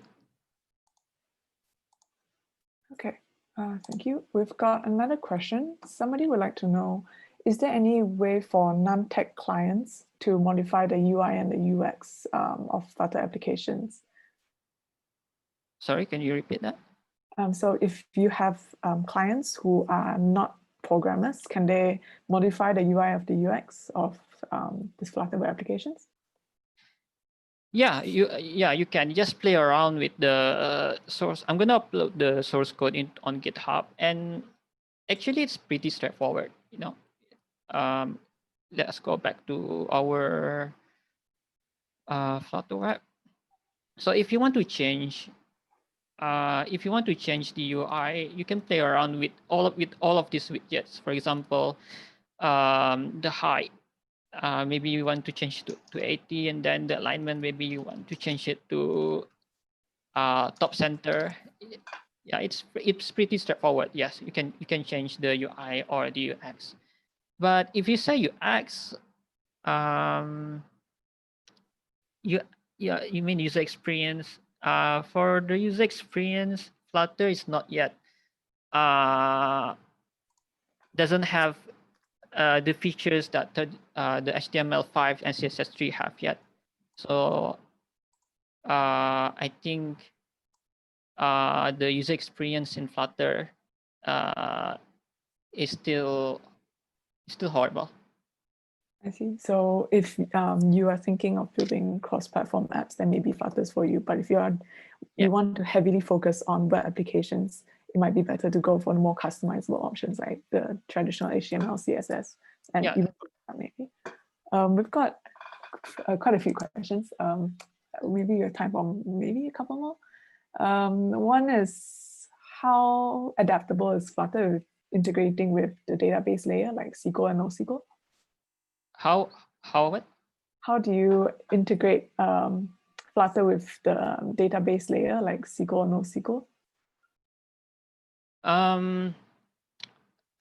For Flutter, I think if you want to integrate with database, I think the only way right now is to integrate with the Firebase. I'm not sure about the it is I haven't tried it yet, but it is possible to integrate your Flutter web application with database. But the way how to do it, I'm not sure about that because I haven't tried yet, and I personally touch Flutter for over 3 weeks. I haven't learned anything about on how to integrate with Flutter with database yet.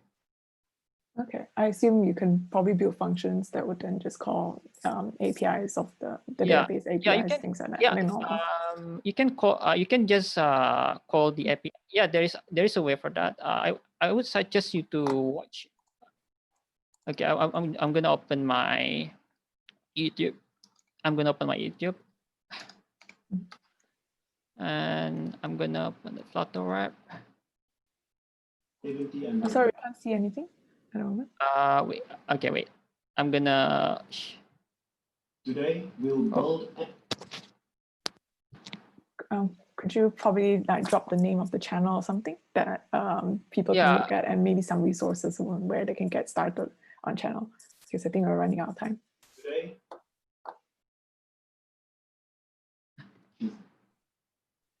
Okay, this is it. Where So you can go to this YouTube channel called Philstack and how to integrate the API in Flutter. So API here can be a database in JSON format, in XML format, and you can just integrate those in your Flutter project. Yeah, you can do that. Okay, great. Thank you very much, Kieran. I think that's all the time we have questions for, time that we can have answer questions for. So we'll now move on to the Kahoot quiz. So on to you, Sheila. Kieran will be around answering questions on the chat box, so you can drop more questions if you'd like to. All right.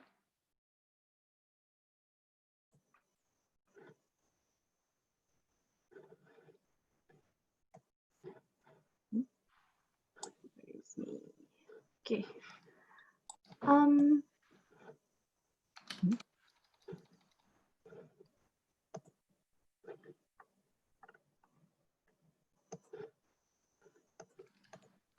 Okay. Hello. So it's me again. So I'm gonna share the screen for the Kahoot quiz again.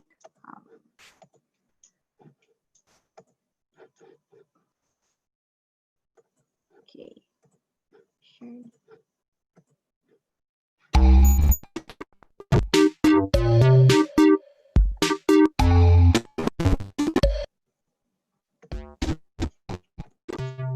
So I know that the connection is quite lag, so I hope you can hear my voice and also can see my screen for the questions.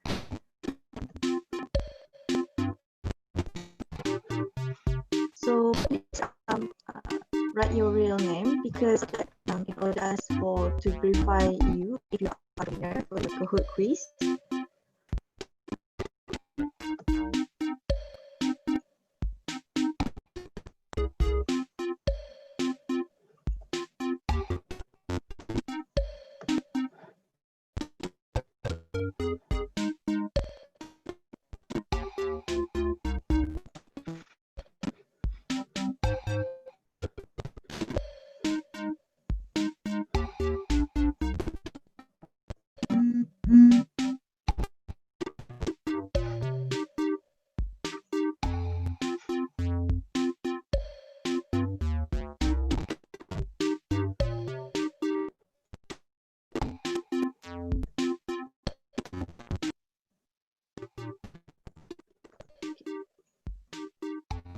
So probably I expect around 15 players or 20 players.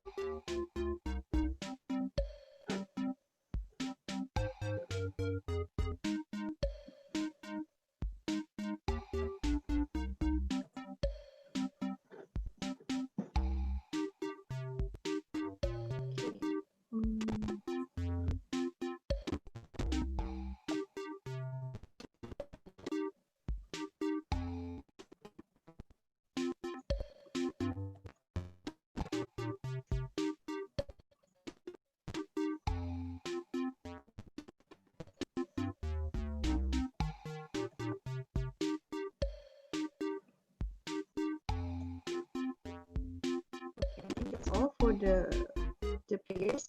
So we can start the games. So ready your mobile and also your tablets and maybe your notes. So we start our game. So the first question.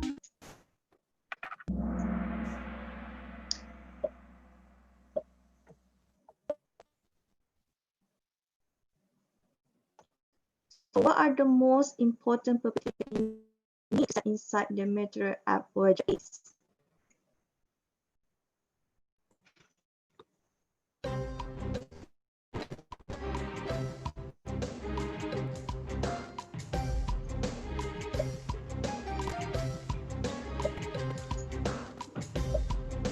Is it home, child, body, or children?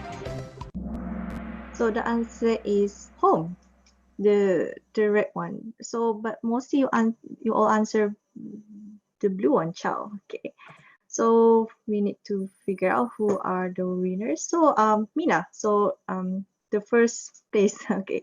So the second questions. So what is the stateless widget?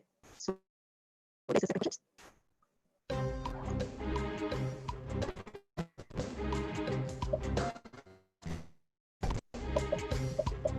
Answer is quite late.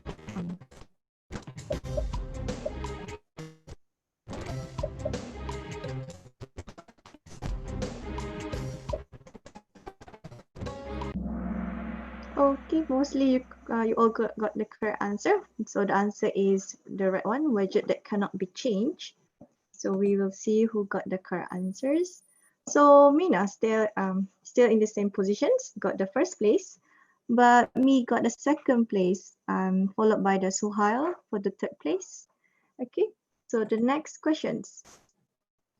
What is the command to run the Flutter web on the Google Chrome?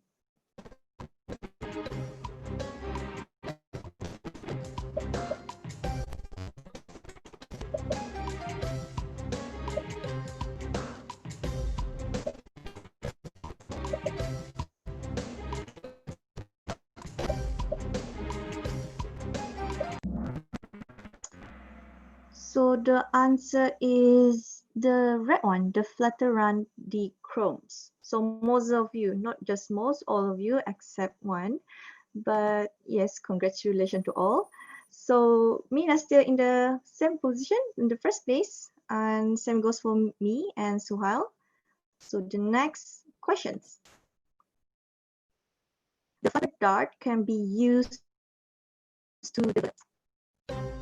So is it web application, all the above, the iOS Android application, or the desktop application?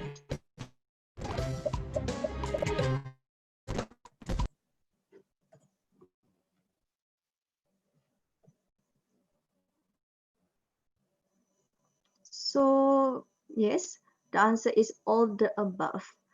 So most of you also got the correct answers. So we will see. So still Mina's in the same position, got the first place.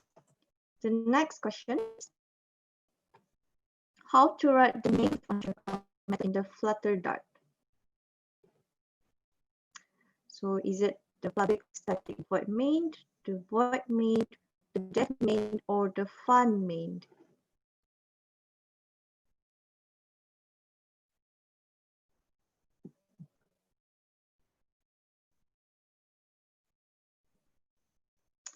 Okay, so the answer is the void main. So only at people got answered correct. So okay, so Kat got the second place, and also Tia also got the fourth place. So okay, the next questions. Question 6. What is chow in Flutter? So is it a parameter? Is it a dart built-in function, a property which takes another widget, or property uses to create a navigation?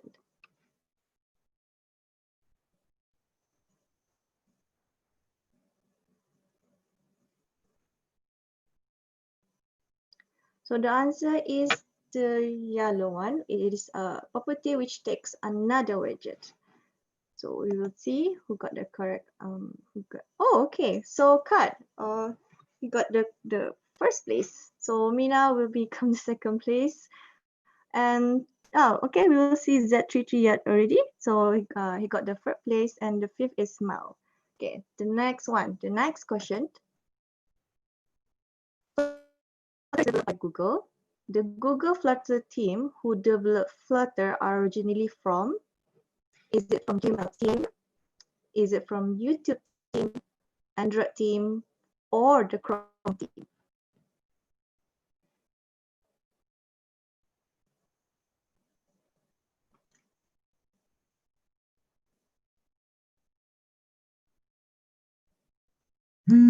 Okay, so most of you got it correct actually. So the answer is the Chrome theme. So is there any changes? Okay, so Suhag got second place. And Mel also got fourth place, and Asan got fifth place. Okay, so the next questions. Question number 8. So what is the key to do the hot reload in Visual Code Studio? Is it the Control-Shift-P, A, B, or R?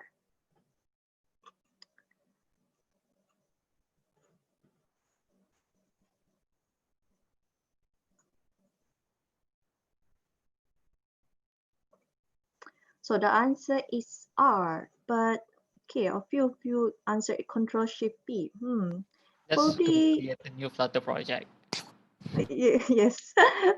That's this R. So the answer is R actually.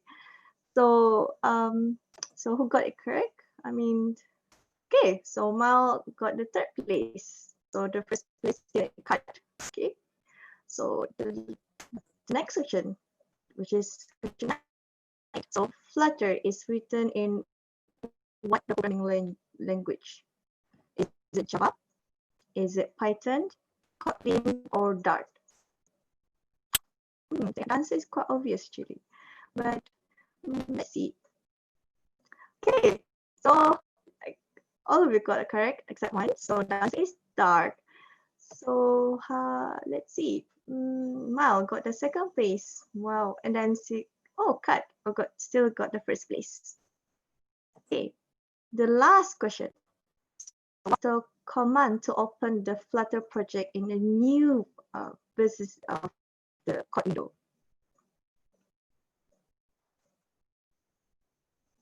So is it code, Flutter, open, or the VS?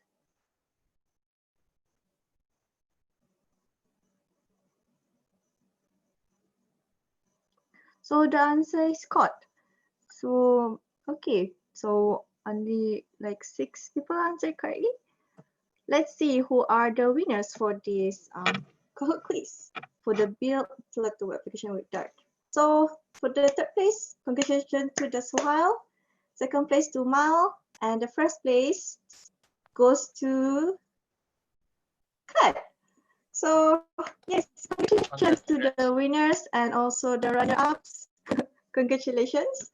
So please screenshot the Kahoot of your screen and please email it to the GDG. So the email is gdg.wtmbrunei@gmail.com. Okay. So I will pass hand over to Shing for the next presenter. Okay. Great, thanks, Sheila. So our next talk will be by Zaida Hasna, who is an innovation analyst and a web developer at .root Technologies.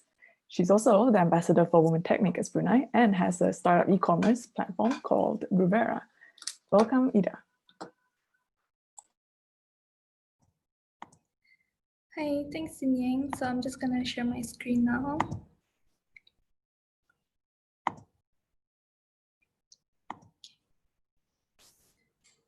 So, hello everyone, Assalamualaikum. My name is Ida. So the topic I chose to talk about today is what's new in DevTools. The DevTools I'm referring to here is Chrome DevTools because Chrome is my go-to default browser. Before I start, I'll just briefly show how you can access Chrome DevTools if you don't already know. So basically, you just need a Chrome browser. So once you downloaded Chrome, you can access it by using these shortcuts. And now I will take you through some of the latest updates on Chrome DevTools. I will be talking about each of these updates, and I will do a live demo after the third update. So the first update is on performance. Before I elaborate more, let me just clarify a few reasons as to why performance is a big deal for websites. Performance is not just important for web developers. Performance is to measure and improve user experience because you want users to keep coming back to the site, generating traffic. Improving performance have been proven to improve conversions. This means that users don't just visit your website, they are also converting their traffic to subscriptions or sales, and this is important for businesses and marketers. DevTools have a performance panel that can show you how your web page is performing by simulating user experiences on different devices, on different networks. I'll show this in a demo later, but first we'll go through some of the new performance metrics. So there's this new initiative by Google called Web Vitals. The initiative is meant to simplify the performance metrics measurements and help sites focus on the metrics that matter the most, which they call the core web vitals. So the current set of 2020 metrics focuses on 3 pillars of user experience. So the first one is loading. So users would be thinking, is it happening? Interactivity, is it responsive? And visual stability, is it smooth? So from that, Google came up with these 3 metrics. We'll review them each one by one. So the first one, it's called largest contentful paint, LCP. So largest contentful paint, it marks the point during page load when the primary or largest content element has loaded and is visible to the user within the viewport. So for example, if the website has a banner or a hero image, that's usually what your user focuses on. So LCP is the time it took to load that banner on your page. To provide a good user experience, sites should strive to have largest contentful paint occur within the first 2.5 seconds of the page starting to load. So as you can see with the example there, you can see I'm Annie, click on me. So the time from when you see I'm Annie, click on me, and then the time when you see the largest contentful paint, that's the LCP. So the next one is first input delay, or FID. So first input delay, it measures the time from when a user first interacts with a page, that is when a user click a link or tap on a button, to the time when the browser is actually able to respond to that interaction. Given that first input delay can only be measured in the field with real users, and it can't measure FID in DevTools because DevTools uses lab data and it can't emulate real users. So for DevTools, we will be using total blocking time instead. So what's total blocking time? Basically, it quantifies the load responsiveness. Total blocking time, or TBT, measures the total amount of time between first contentful paint and the time to interactive. So to provide a good user experience, sites should strive to have a total blocking time of less than 300 milliseconds when tested on average mobile hardware. For example, when you click add to cart on a shopping site, right? The time it takes for the site to add your product successfully to the cart is the total blocking time.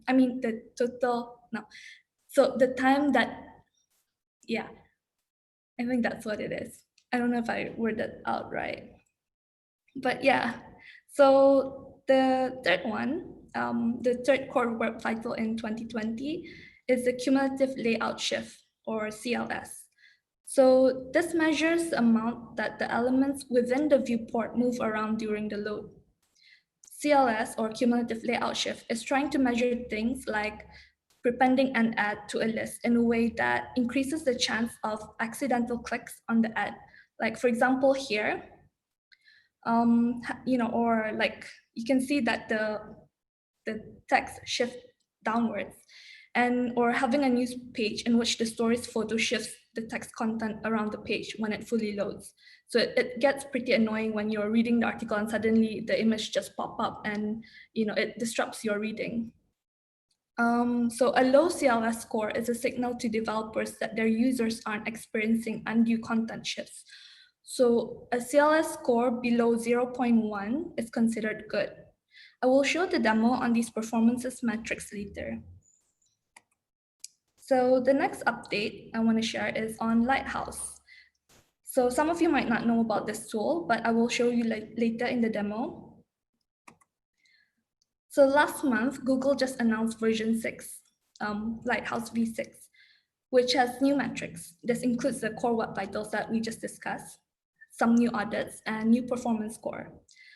So as you can see here, this is the updates on the performance score, where you can get a sense of the loading performance, interactivity, and layout predictability on high level from this score chart. There are also adjustments to the weights based on user feedback. So you can see that the two metrics that contribute a lot to the performance are LCP, the largest contentful paint, and also the total blocking time, which weighs at 25% each. So basically what Lighthouse is compared to, they're both Lighthouse, and the performance panel measures the performance of your website. But if you see later, the performance panel is quite, I wouldn't say it's high level because it looks very complex, but with Lighthouse, it looks clear, which I will show later as well. So this is the scoring calculator. Basically, this will give a performance scoring of your website and how many people sort of because they got all these data basically from users' data. So whenever we visit a website and how long it takes for us to maybe bounce out of the website, they take those all in favor. So basically, Google adjusts the weights and metrics score based on the data they collect from all range of users with different devices, different networks. And they usually take the 75th percentile. So how many people say that this amount of time is bearable for them, or this amount of time is good to them, then they would take that time as the measurement to say that this website is good performing or bad performing, needs improvement. Also, Lighthouse V6 offers quite a few new audits, which focuses on JavaScript analysis and accessibility. You can now easily trace how much unused code is being shipped with your application, such as the ones that are here, like the ARIA hidden body, ARIA hidden focus. So they actually help you trace, and then you can remove them if you need to. They can help check that screen readers and other assistive technologies have all the information they need about the behavior and purpose of controls on your web page to serve users well.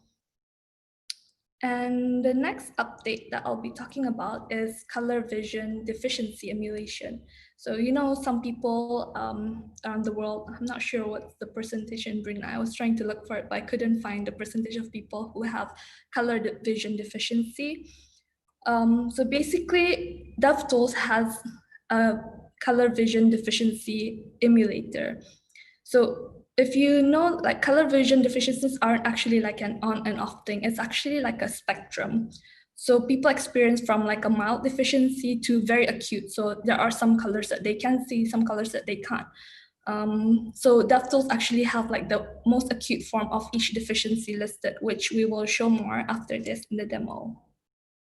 So for example, here you can see one of the acute vision deficiencies called tritanopia. So I'll move on to my browser now to show the demo. Okay, I think you can see my screen now. Yeah. Okay. So to access the Chrome DevTools, remember when you're on Windows, you can just click F12. When you're on Mac, you can click, why is it not coming out? Okay, when you're on Mac, you can click Command Option I. So when you open DevTools, basically you would just see this, the elements page. I think you saw just now, even Kiran as well as Azizi used DevTools to show the mobile viewport and all that. So that's one function of DevTools. But the one I want to share with you now is the performance panel. So you can find the performance panel in the expansion here. Go to performance panel. So you get to sort of like record the profile of what goes on when you reload your page.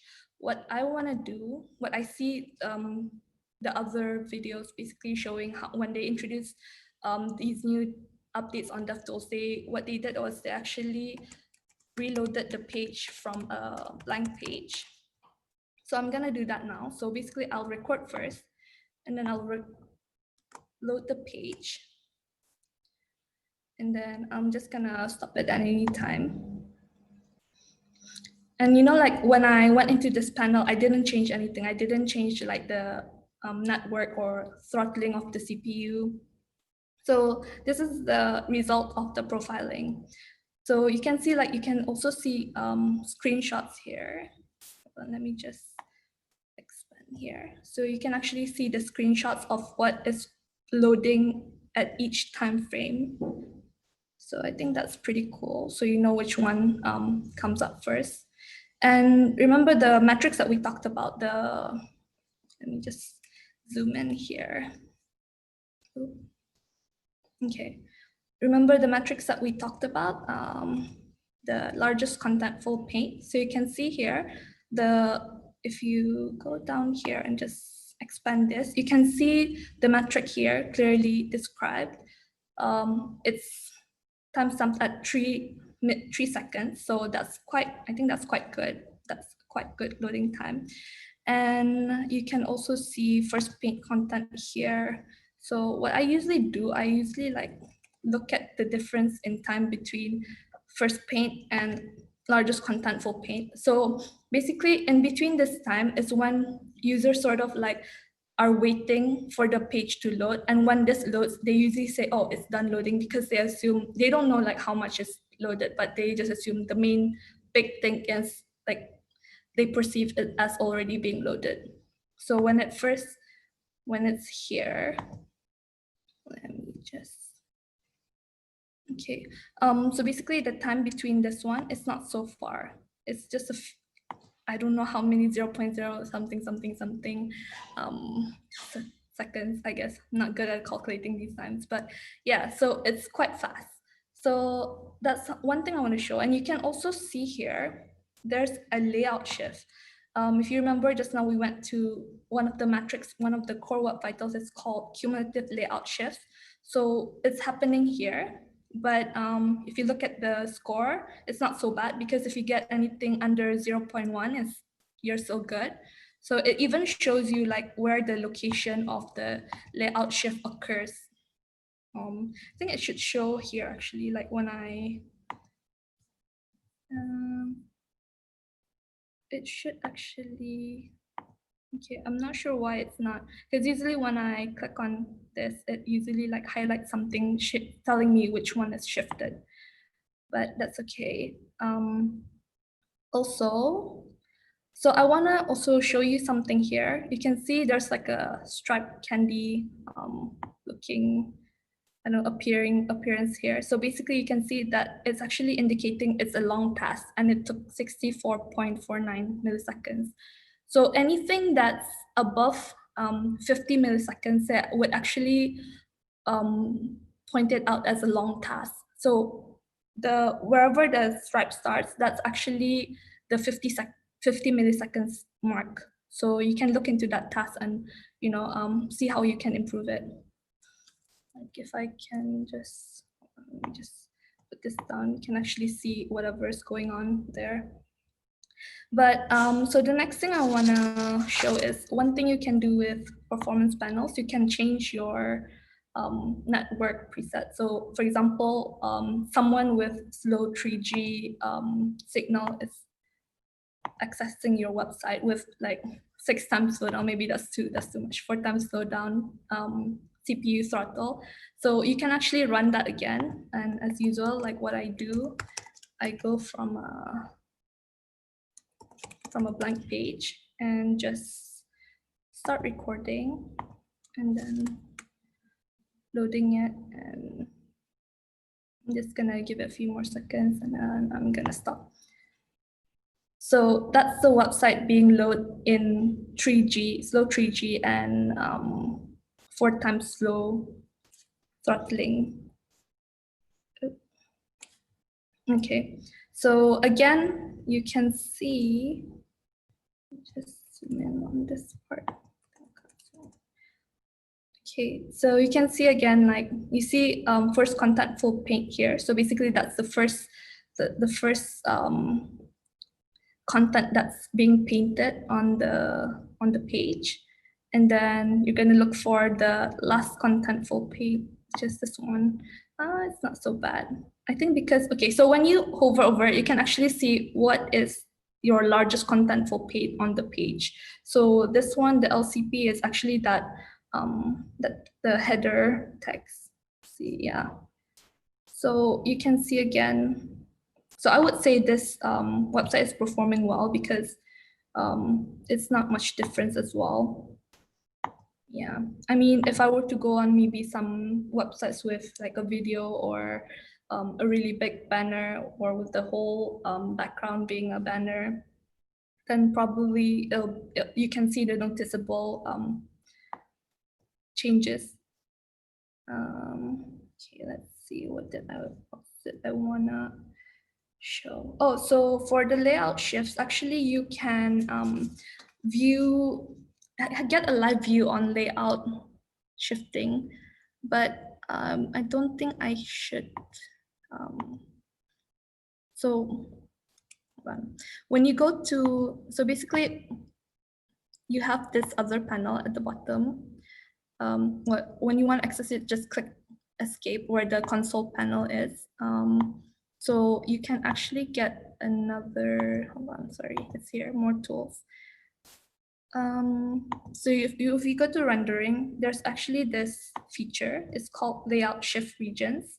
So it highlights areas of the page blue that were shifted. And so this one, I shouldn't actually, like, I don't know if I should show it here because there's a trigger warning because it's very sensitive to people with epilepsy. So I'm not gonna show that, but you can try it on your own if you have no, if you don't have epilepsy. So I think that's it that I want to show with performance panels, and I want to move on to Lighthouse. So for those who have never used the Lighthouse tool, you can find it here as well in the expansion. Okay, hold on, because I have multiple. Let's open a different page. Apple.com. Okay, I know, Google Apple. But yeah, when I first came across Lighthouse was when I started a progressive web app project, and you will see why after this. So I'm just gonna wait for the page to fully load, and then you just basically, compare it to performance panel. This is much more, the UI is very much like, it's very straightforward. So just click generate report, and it takes quite a while. If this takes too long, I actually already have a preloaded one, but looks like it's not gonna be that long, I think. Okay, almost there. So here's the results, and you can see, like, comparing it to the performance panel just now, this one's much more like, I don't know, easy for the eyes, I suppose. Like, you can see your performance score here, accessibility score, best practices, and your SEO. And they also have a progressive web app score. So like, if you're making a progressive web app, you can try and analyze how much of your website needs to, what are the things you need in your progressive web app, basically. So when you click on it, it will actually tell you, like, it does not have a service worker registered, and it doesn't have a web app manifest. So yeah, so those are the things. But anyways, back to the performance. So when you go to performance, you can see the new core web vitals added already here, the first contentful, the largest contentful pane, and then the cumulative layout shift, as well as the total blocking time. I forgot one thing just now. I didn't specify where the total blocking time was, because the 3 core web vitals in the performance panel just now, but basically it's at the very bottom of your panel just now if you notice something, but that's all right. So basically for this one, it's very, like I said, it's very, the user interface is very easy to read, and even tells you, like, what you should do, like how you can improve it. Remove unused JavaScript, reconnect to required origins, etc., etc. So you guys can check this out for your own website. Yeah, so, and then the last one that I want to show you, the third update that I wanted to share was the color emulation. So for this one, I'm gonna go to this page. So basically it's an article on color blindness accessibility on the web, because I was just reading about, I never really, I mean, I feel bad because I never really took that into, you know, designing any UI UX. So going to this one, I'm gonna access my Chrome DevTools again. So when you go, when you want to look for the vision deficiency emulation, you just go to this panel, the rendering panel. You can see more tools here. And then just go all the way down, then you will see this emulate vision deficiencies. So I'm just gonna go to this pie chart, because imagine if the pie chart didn't have labels here and instead use the like legend key, and it just kind of like told them like, oh, this color is this color is this. It's gonna be hard for someone with, for example, like if not third vision, protanopia. So you can see like these two colors are quite similar. Like if they were to put it in like, you know, it's very hard for them to tell them apart. And there's also this case where sometimes like with toggles, like they're not sure which one is an on, which one is an off. So maybe you can consider that. So this one's like the most severe of color blindness, I think, because all they see is monochrome. So that's even more, yeah. So basically that's how it's used, how you can use that. I'm not, well, maybe you can type in use cases that you think this would be something that's important. Because I don't know, like when I looked at blurred vision, I'm thinking maybe like for people with blurry vision, like if they wanna buy glasses or something, like I'm not sure. Anyways, so that's it for the demo. I'm just gonna go back to my presentation because there's two more updates that I'm gonna show. Okay, so going back to this. The next update is on WebAssembly debugging. So if you use, if you write code in C or Rust, basically previously they didn't, you know, it's hard for you to debug your code like when you do standard JavaScript. But now it's something that they do support. So you can now include a breakpoint in your C code as well. And then you can also see the call stack on there that allows you to see the calls that are going into the JS and into the C and so on. Yeah. So yeah, you can put the breakpoint there. Yeah, I don't code using C, so I don't have any projects to show. But yeah, so and lastly, the updates on the issues tab or page. So for a while, we've had our console tab. You know, whenever we have an error, it usually shows up something like this. It gets kind of messy and sometimes difficult to parse through because, you know, like usually what I do, I just copy paste the whole thing and put it on like Stack Overflow or something and just find other people who know what it means or how to solve it. So, but now, whenever Chrome detects an issues, they will actually put up this message and then you just click on go to issues. And you can see a list of all the issues appearing on the page. Like for this one, you can see when you click on it, it will give more details with what the issue is and how it affects your page and how to fix the issues as well, with links to more information. So I find this, you know, something for web developers to follow. It's quite user friendly. Yeah, so you guys can see all the critical issues in a simplified and useful layout. So I think that wraps up my talk on what's new on DevTools. And by the way, the updates that I shared are from Chrome version 83 and 84. You can find it in this link. If you go to this one, developersgoogle.com/web/tools and Chrome DevTools. I think the latest release currently for what's new in DevTools is now in version 85, which I only had like a look through, but these are not all like the updates. I'm just picking up the ones that I'm focusing on, which is performance. They also have like a lot of APIs that they now support, one of which I find interesting is like wake lock. So browsers can now have like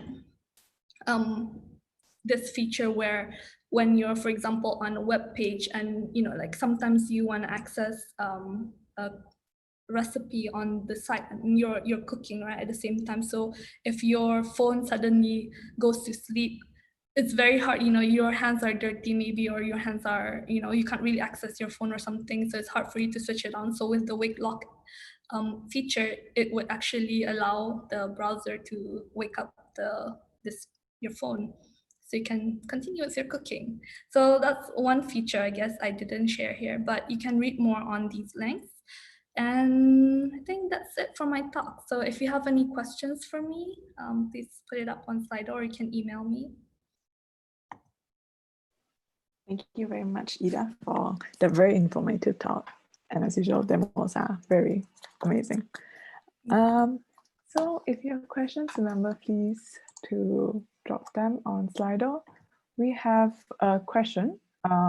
This person would like you to show a demo for a poorly designed site for using DevTools. Is that possible? A demo on a poorly designed site. Yeah. Let's see. Do I have any? So they just want to show like how. Maybe what a poorly designed site would look like with DevTools. What? Okay, if you have suggestions on what is a poorly designed site, please drop them somewhere on the chat box. I guess like if you Google something, they might have some samples just to show some designs, but I never really like went through. I usually go like on what Azizi showed, like the awards website. That's pretty cool to show all the designs. So I like those. I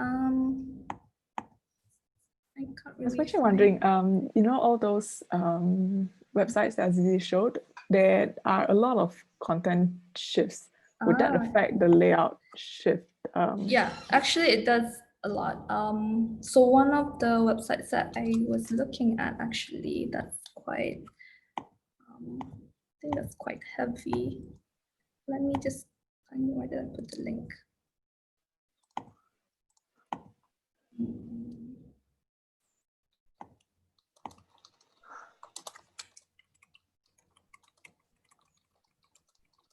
Okay.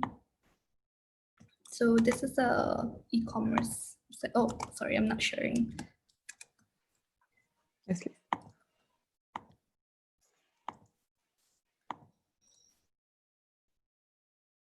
So this is one of the like e-commerce sites where you know, they're showing the product image quite fully on the screen. So that's most probable the largest content pane. So let's go through the DevTools. I wouldn't say this is a badly designed site. It's actually pretty good. So, but I'm just gonna show something that's quite contentful, I suppose. Okay, let me just. Do you want to see like the better UI or like the? It's gonna take a while though when it loads.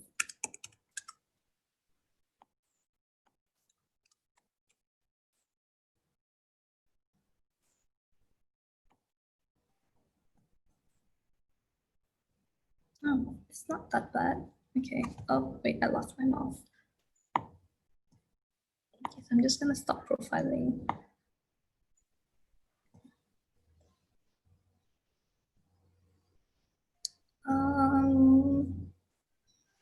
Yeah. Oh, by the way, so if you look at the bottom here, you can see the total blocking time. So it's actually not that bad. Well, it's not considered good. It can be improved because the minimum would be 300 milliseconds to be considered good. And let me just.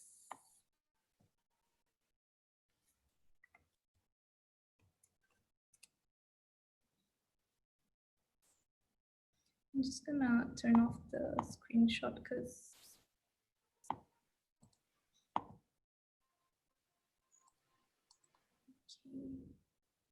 so when you click on the largest contentful paint, it actually took, hold on, I'm just gonna move my, because I'm using dual screen and I don't really like the dimensions on this other screen. So I'm just gonna stop sharing for a bit, just move this one.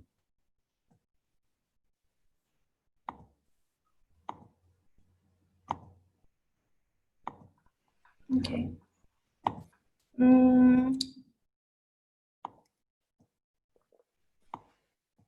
Okay, so you can see here. Oh, wait, is it not showing?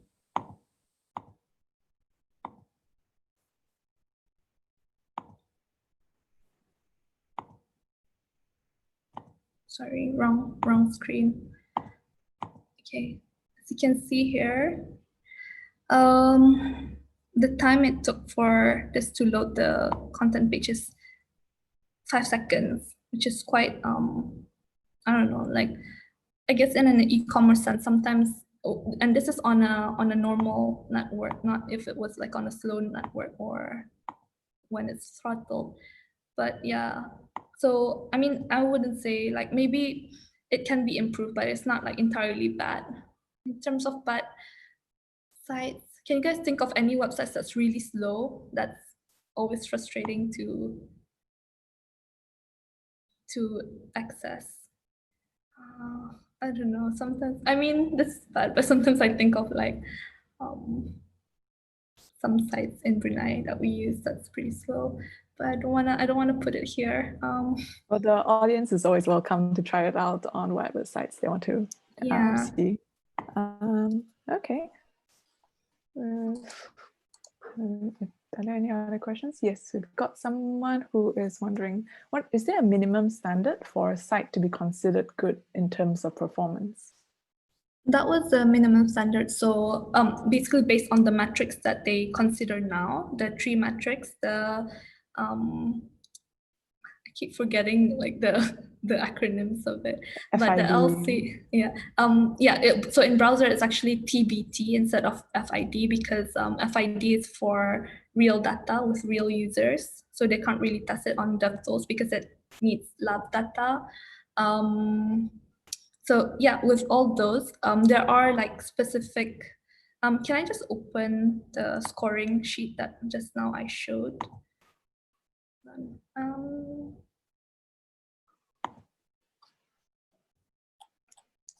Go to the link.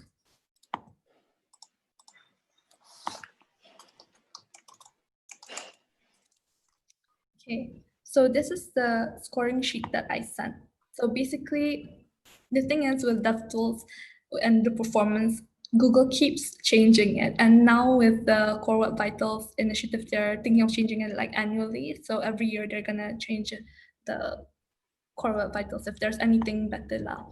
But before they keep like adding and depreciating some. So, but now they're using their data to basically calculate this. So for first contentful paint, you can see here, like for example, if it's 0 milliseconds, of course the metric score is 100, right? But then for example, if you have your website and you say your website is maybe, that's too high, I don't know, like maybe it takes 3 seconds, 3.3 seconds to load. So your metric score is like 67, but then at the same time, you have a large contentful paint that loads at, I don't know, it has to be more than the first contentful paint, of course, or equal, because, yeah, so like, for example, that, and you can see your score here, and you can just play around with this. Instead of you like going through the performance panel, you can just, manually go through this one. Like for example, if your total blocking time was like 1.3 seconds, and then you can see your scores getting lower. And you can even change the device type here. So it's different for mobile users and desktop users. So for desktop, it's even longer, I guess. Like, I mean, Yeah. So does that help? Yeah, I think that answers the question. We've got another question. Okay. This person would like to know, can we use DevTools to detect data leaks in sites?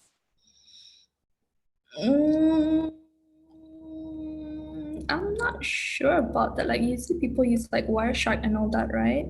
I've never tried that, so I wouldn't know. Because most of the time I use DevTools for mostly front end, and now I'm beginning to use it for performance as well. Because previously I used to always just, sort of like go to a free site performance website when in fact it was actually already available in the DevTools, and like get all the metrics there, like speed C or speed B or speed A or something like that. They have like a speed grade for your website. Yeah, but now I don't do that anymore. So basically I just use my main things that I use for the DevTools are just for my front end design and then the web performance. So I mean, maybe I should go into like web security and all that. I mean, it's important, right? But I haven't fully explored that. Okay. Another question is, does the source of web dev test impact the Lighthouse measures? So latency in terms of the distance between site host and user machine. I think it definitely, because I mean, like with network latency, it always affects you. Like if it's further from the user's device. That's why you use sometimes you use content delivery network and all that, right? So it's Lighthouse helps determine how good the site is based on your own user experience, directly loading the site from wherever it's hosted. So whatever you experience, maybe if you're somewhere further away from the content source. Okay. So you mean like the test that's done on the Lighthouse? I wouldn't think so. Actually, I think it would be. I'm not sure. I've never really tried it on different devices, but at the same time, I don't think it should be different. Okay. Because I'm sure they have some kind of they do multiple what they call lab tests on it, right? So they take all the average of all the lab tests from different devices and maybe even different locations. I'm not sure, but most probably. I mean, that would be a great. It would make it much more closer to accuracy, I suppose. Okay. So the Chrome browser itself would emulate different devices and then check the tests based on those. Yeah, emulated but I mean, in real situations, network latency, of course, affects how you perceive your site in different places. Like if I was visiting a website that's hosted somewhere further and they don't have a content delivery network feature. I mean, they don't assign a content delivery network and I have to go all the way there. And it might be, of course, slower than when people who are have a closer access to it, I suppose. Okay, that makes sense. I have a question actually. What determines, how does Chrome determine what is the largest contentful paint? That's a good question. I would think it's the biggest. So basically, they look at it at your viewport. So if you don't scroll down, of course, but there's so for example, if it was just now when we opened the measure.dev page, it was showing the very header type as the biggest contentful page, I guess, because maybe it's the biggest, I would say size within that viewport. You know, so it takes up the more space. Yeah, so. because when I went through some sites, some of the images below are actually quite bigger than the one, some sites have animations and all that, but then they don't consider the largest contentful paint below as, I mean, the largest media on the page, below when I scroll down, as the largest contentful paint on the moment that I recorded it. So maybe if you did record it and I'm not sure if you scroll it, but yeah, when I tried it, I was quite like, oh, I would assume that that animated image below would have been like the largest contentful paint, but I think they consider your viewport at that time. Yeah. Prioritize the ones that are on top of the page. Okay. Awesome. One last question. How do you design sites to help color blindness? Do you just like modify the contrast, or are there any cool ideas that you heard recently?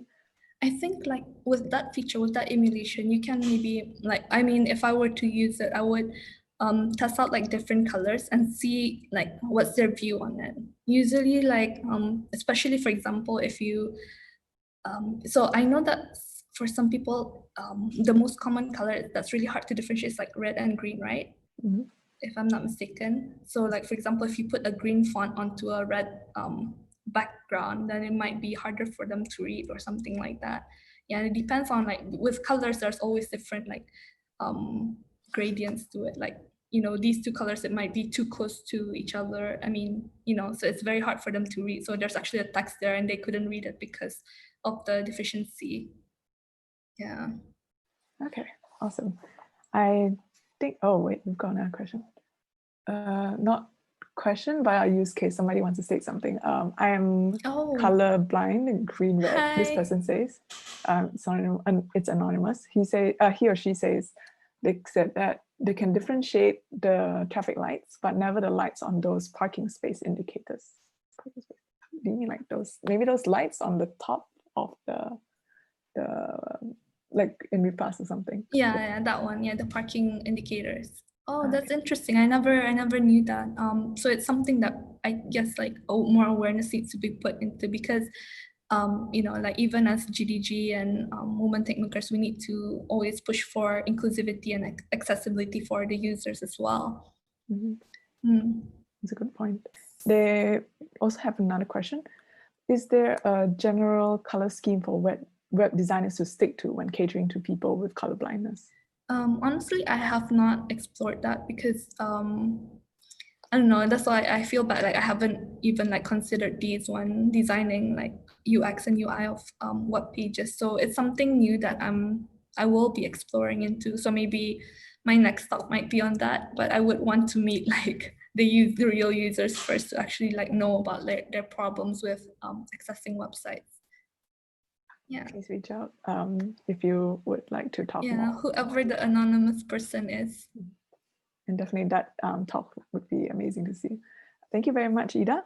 We will now move on to the Kahoot quiz. So back to you, Sheila.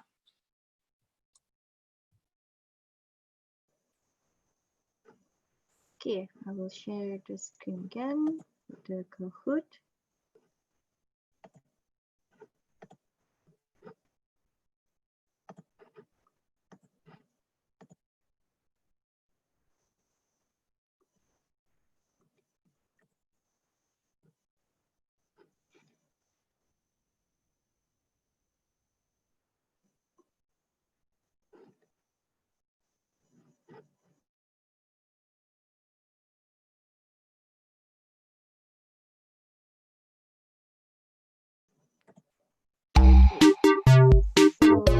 I'll have to mute the sound because it will lack the connection of the Kahoot. So we wait for the players to join. So please use your real name because so that we can verify if you are winner of the quiz of the Kahoot. So and also this is our last Kahoot session. So please join. You will get the prize if you're the winner of the Kahoot quiz.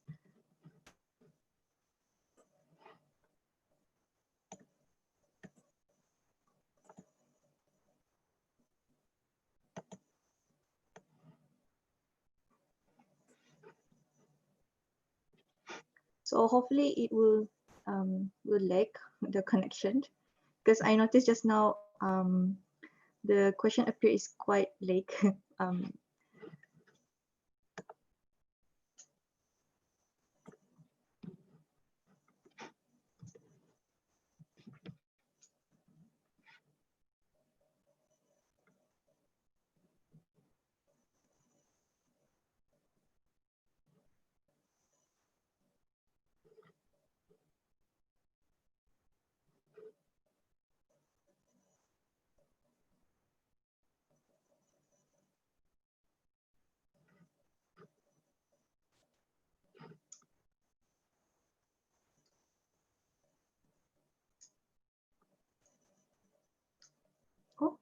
Okay, so Kong, okay, just join in.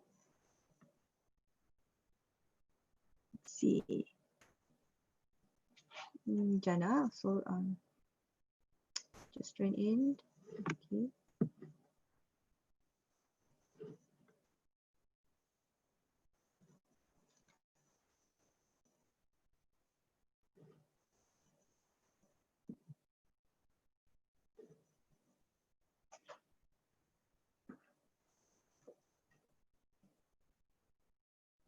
Okay, good. More players are gonna join in. So I hope there's probably 3 more stay, I think.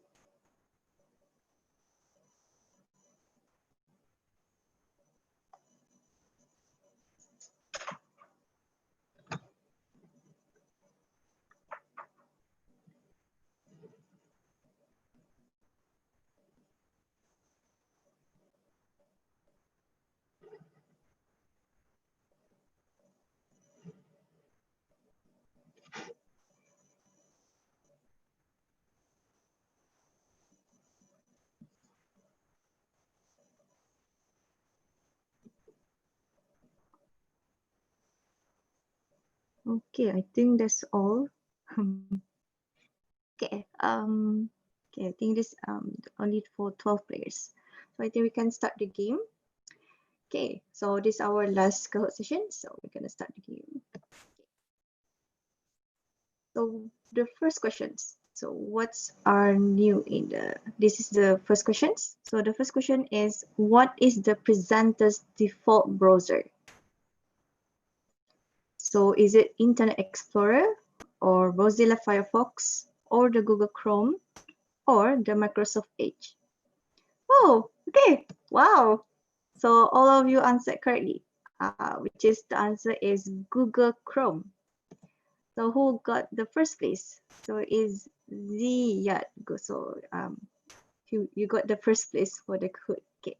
So the next questions. If you are listening correctly, what did the presenter say is the latest version of Chrome? So is it the version of, oh, okay, I don't know. Well, okay, maybe version 83 or version 3 or version 85. Okay, oh, okay, so 7 got it correctly. Okay, so who we can, okay, so Esan got the first place. So Constant got the second place and Kong got the third place. Okay, and also got the fourth place. Wow, okay. The next question. Which of these is a feature of a lighthouse in the Chrome DevTools? I think Saida did mention this just now, I think. So what is it the answer?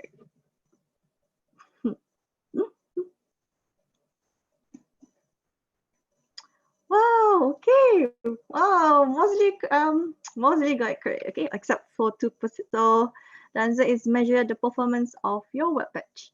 So who got the first place? Is there any change? Okay, so Esan still number 1 and Kong is second place and Nur Fatin Ismail got the third place. Oh, it's a new participant, okay. So the next question. So to provide a good user experience, the web page should have a first input delay of at most, so you need to fill in the blank. Is it 0.1 second, 200 milliseconds, 5 seconds, or 1 second?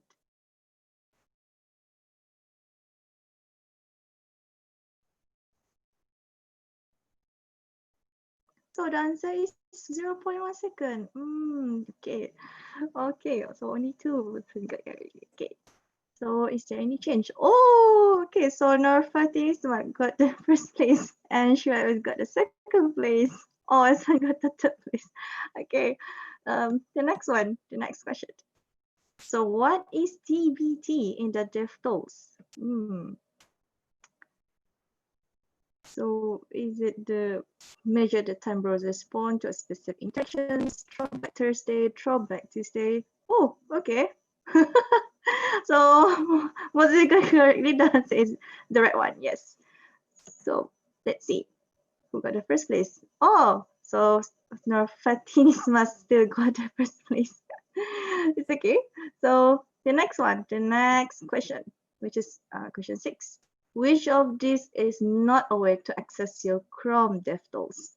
So is it use Control-Shift-I or go to any web browser and Google search the DevTools, hit F12 on your keyboard, or use the CMD and option on I on the Mac?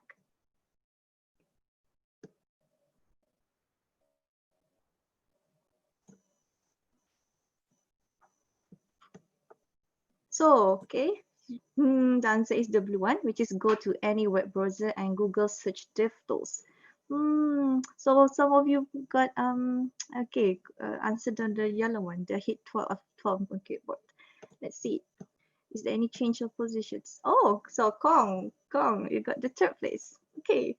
So the next one, the next question. How many vision deficiency can the current DevTools versions emulate? Is it 2, 3, 5, or 1? Okay. So the answer is 5. Wow, okay. So only 9 got it correctly. Okay. Let's see. Is there any change? Oh, okay. Okay. So near 13 Ismail is still the lead of the for the Kahoot. So next question. Question 8. What are the 3 aspects of user experience that the Web Vitals currently focus on? So is it the red one, the blue one, the yellow one, or the green one?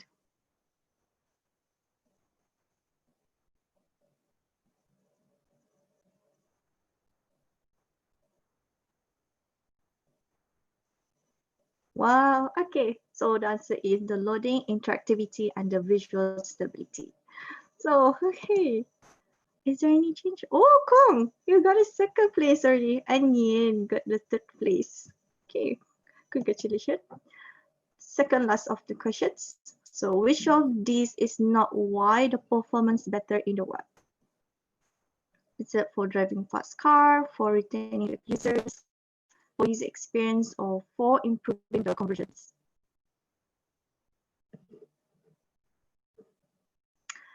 Wow, okay. Congratulations, you all got it correctly. Okay, correct for the correct answers. So for the okay, so Suhail got the 5th place and Nafatin might still delete. Okay, so the last question for this Kahoot. What is cumulative layout shift in DevTools Web Vitals?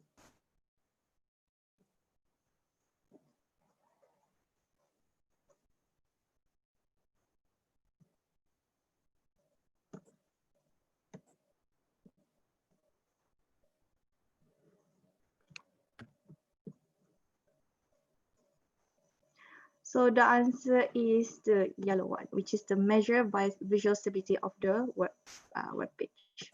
Okay, so let's see who are the winners for this, the last Kahoot sessions. So the 3rd place goes to the Suhail, and the 2nd place is to Hassan, and the 1st place goes to Nurfaya Ismail. Okay, so don't forget to screenshot your Kahoot, and thank you to the runners also.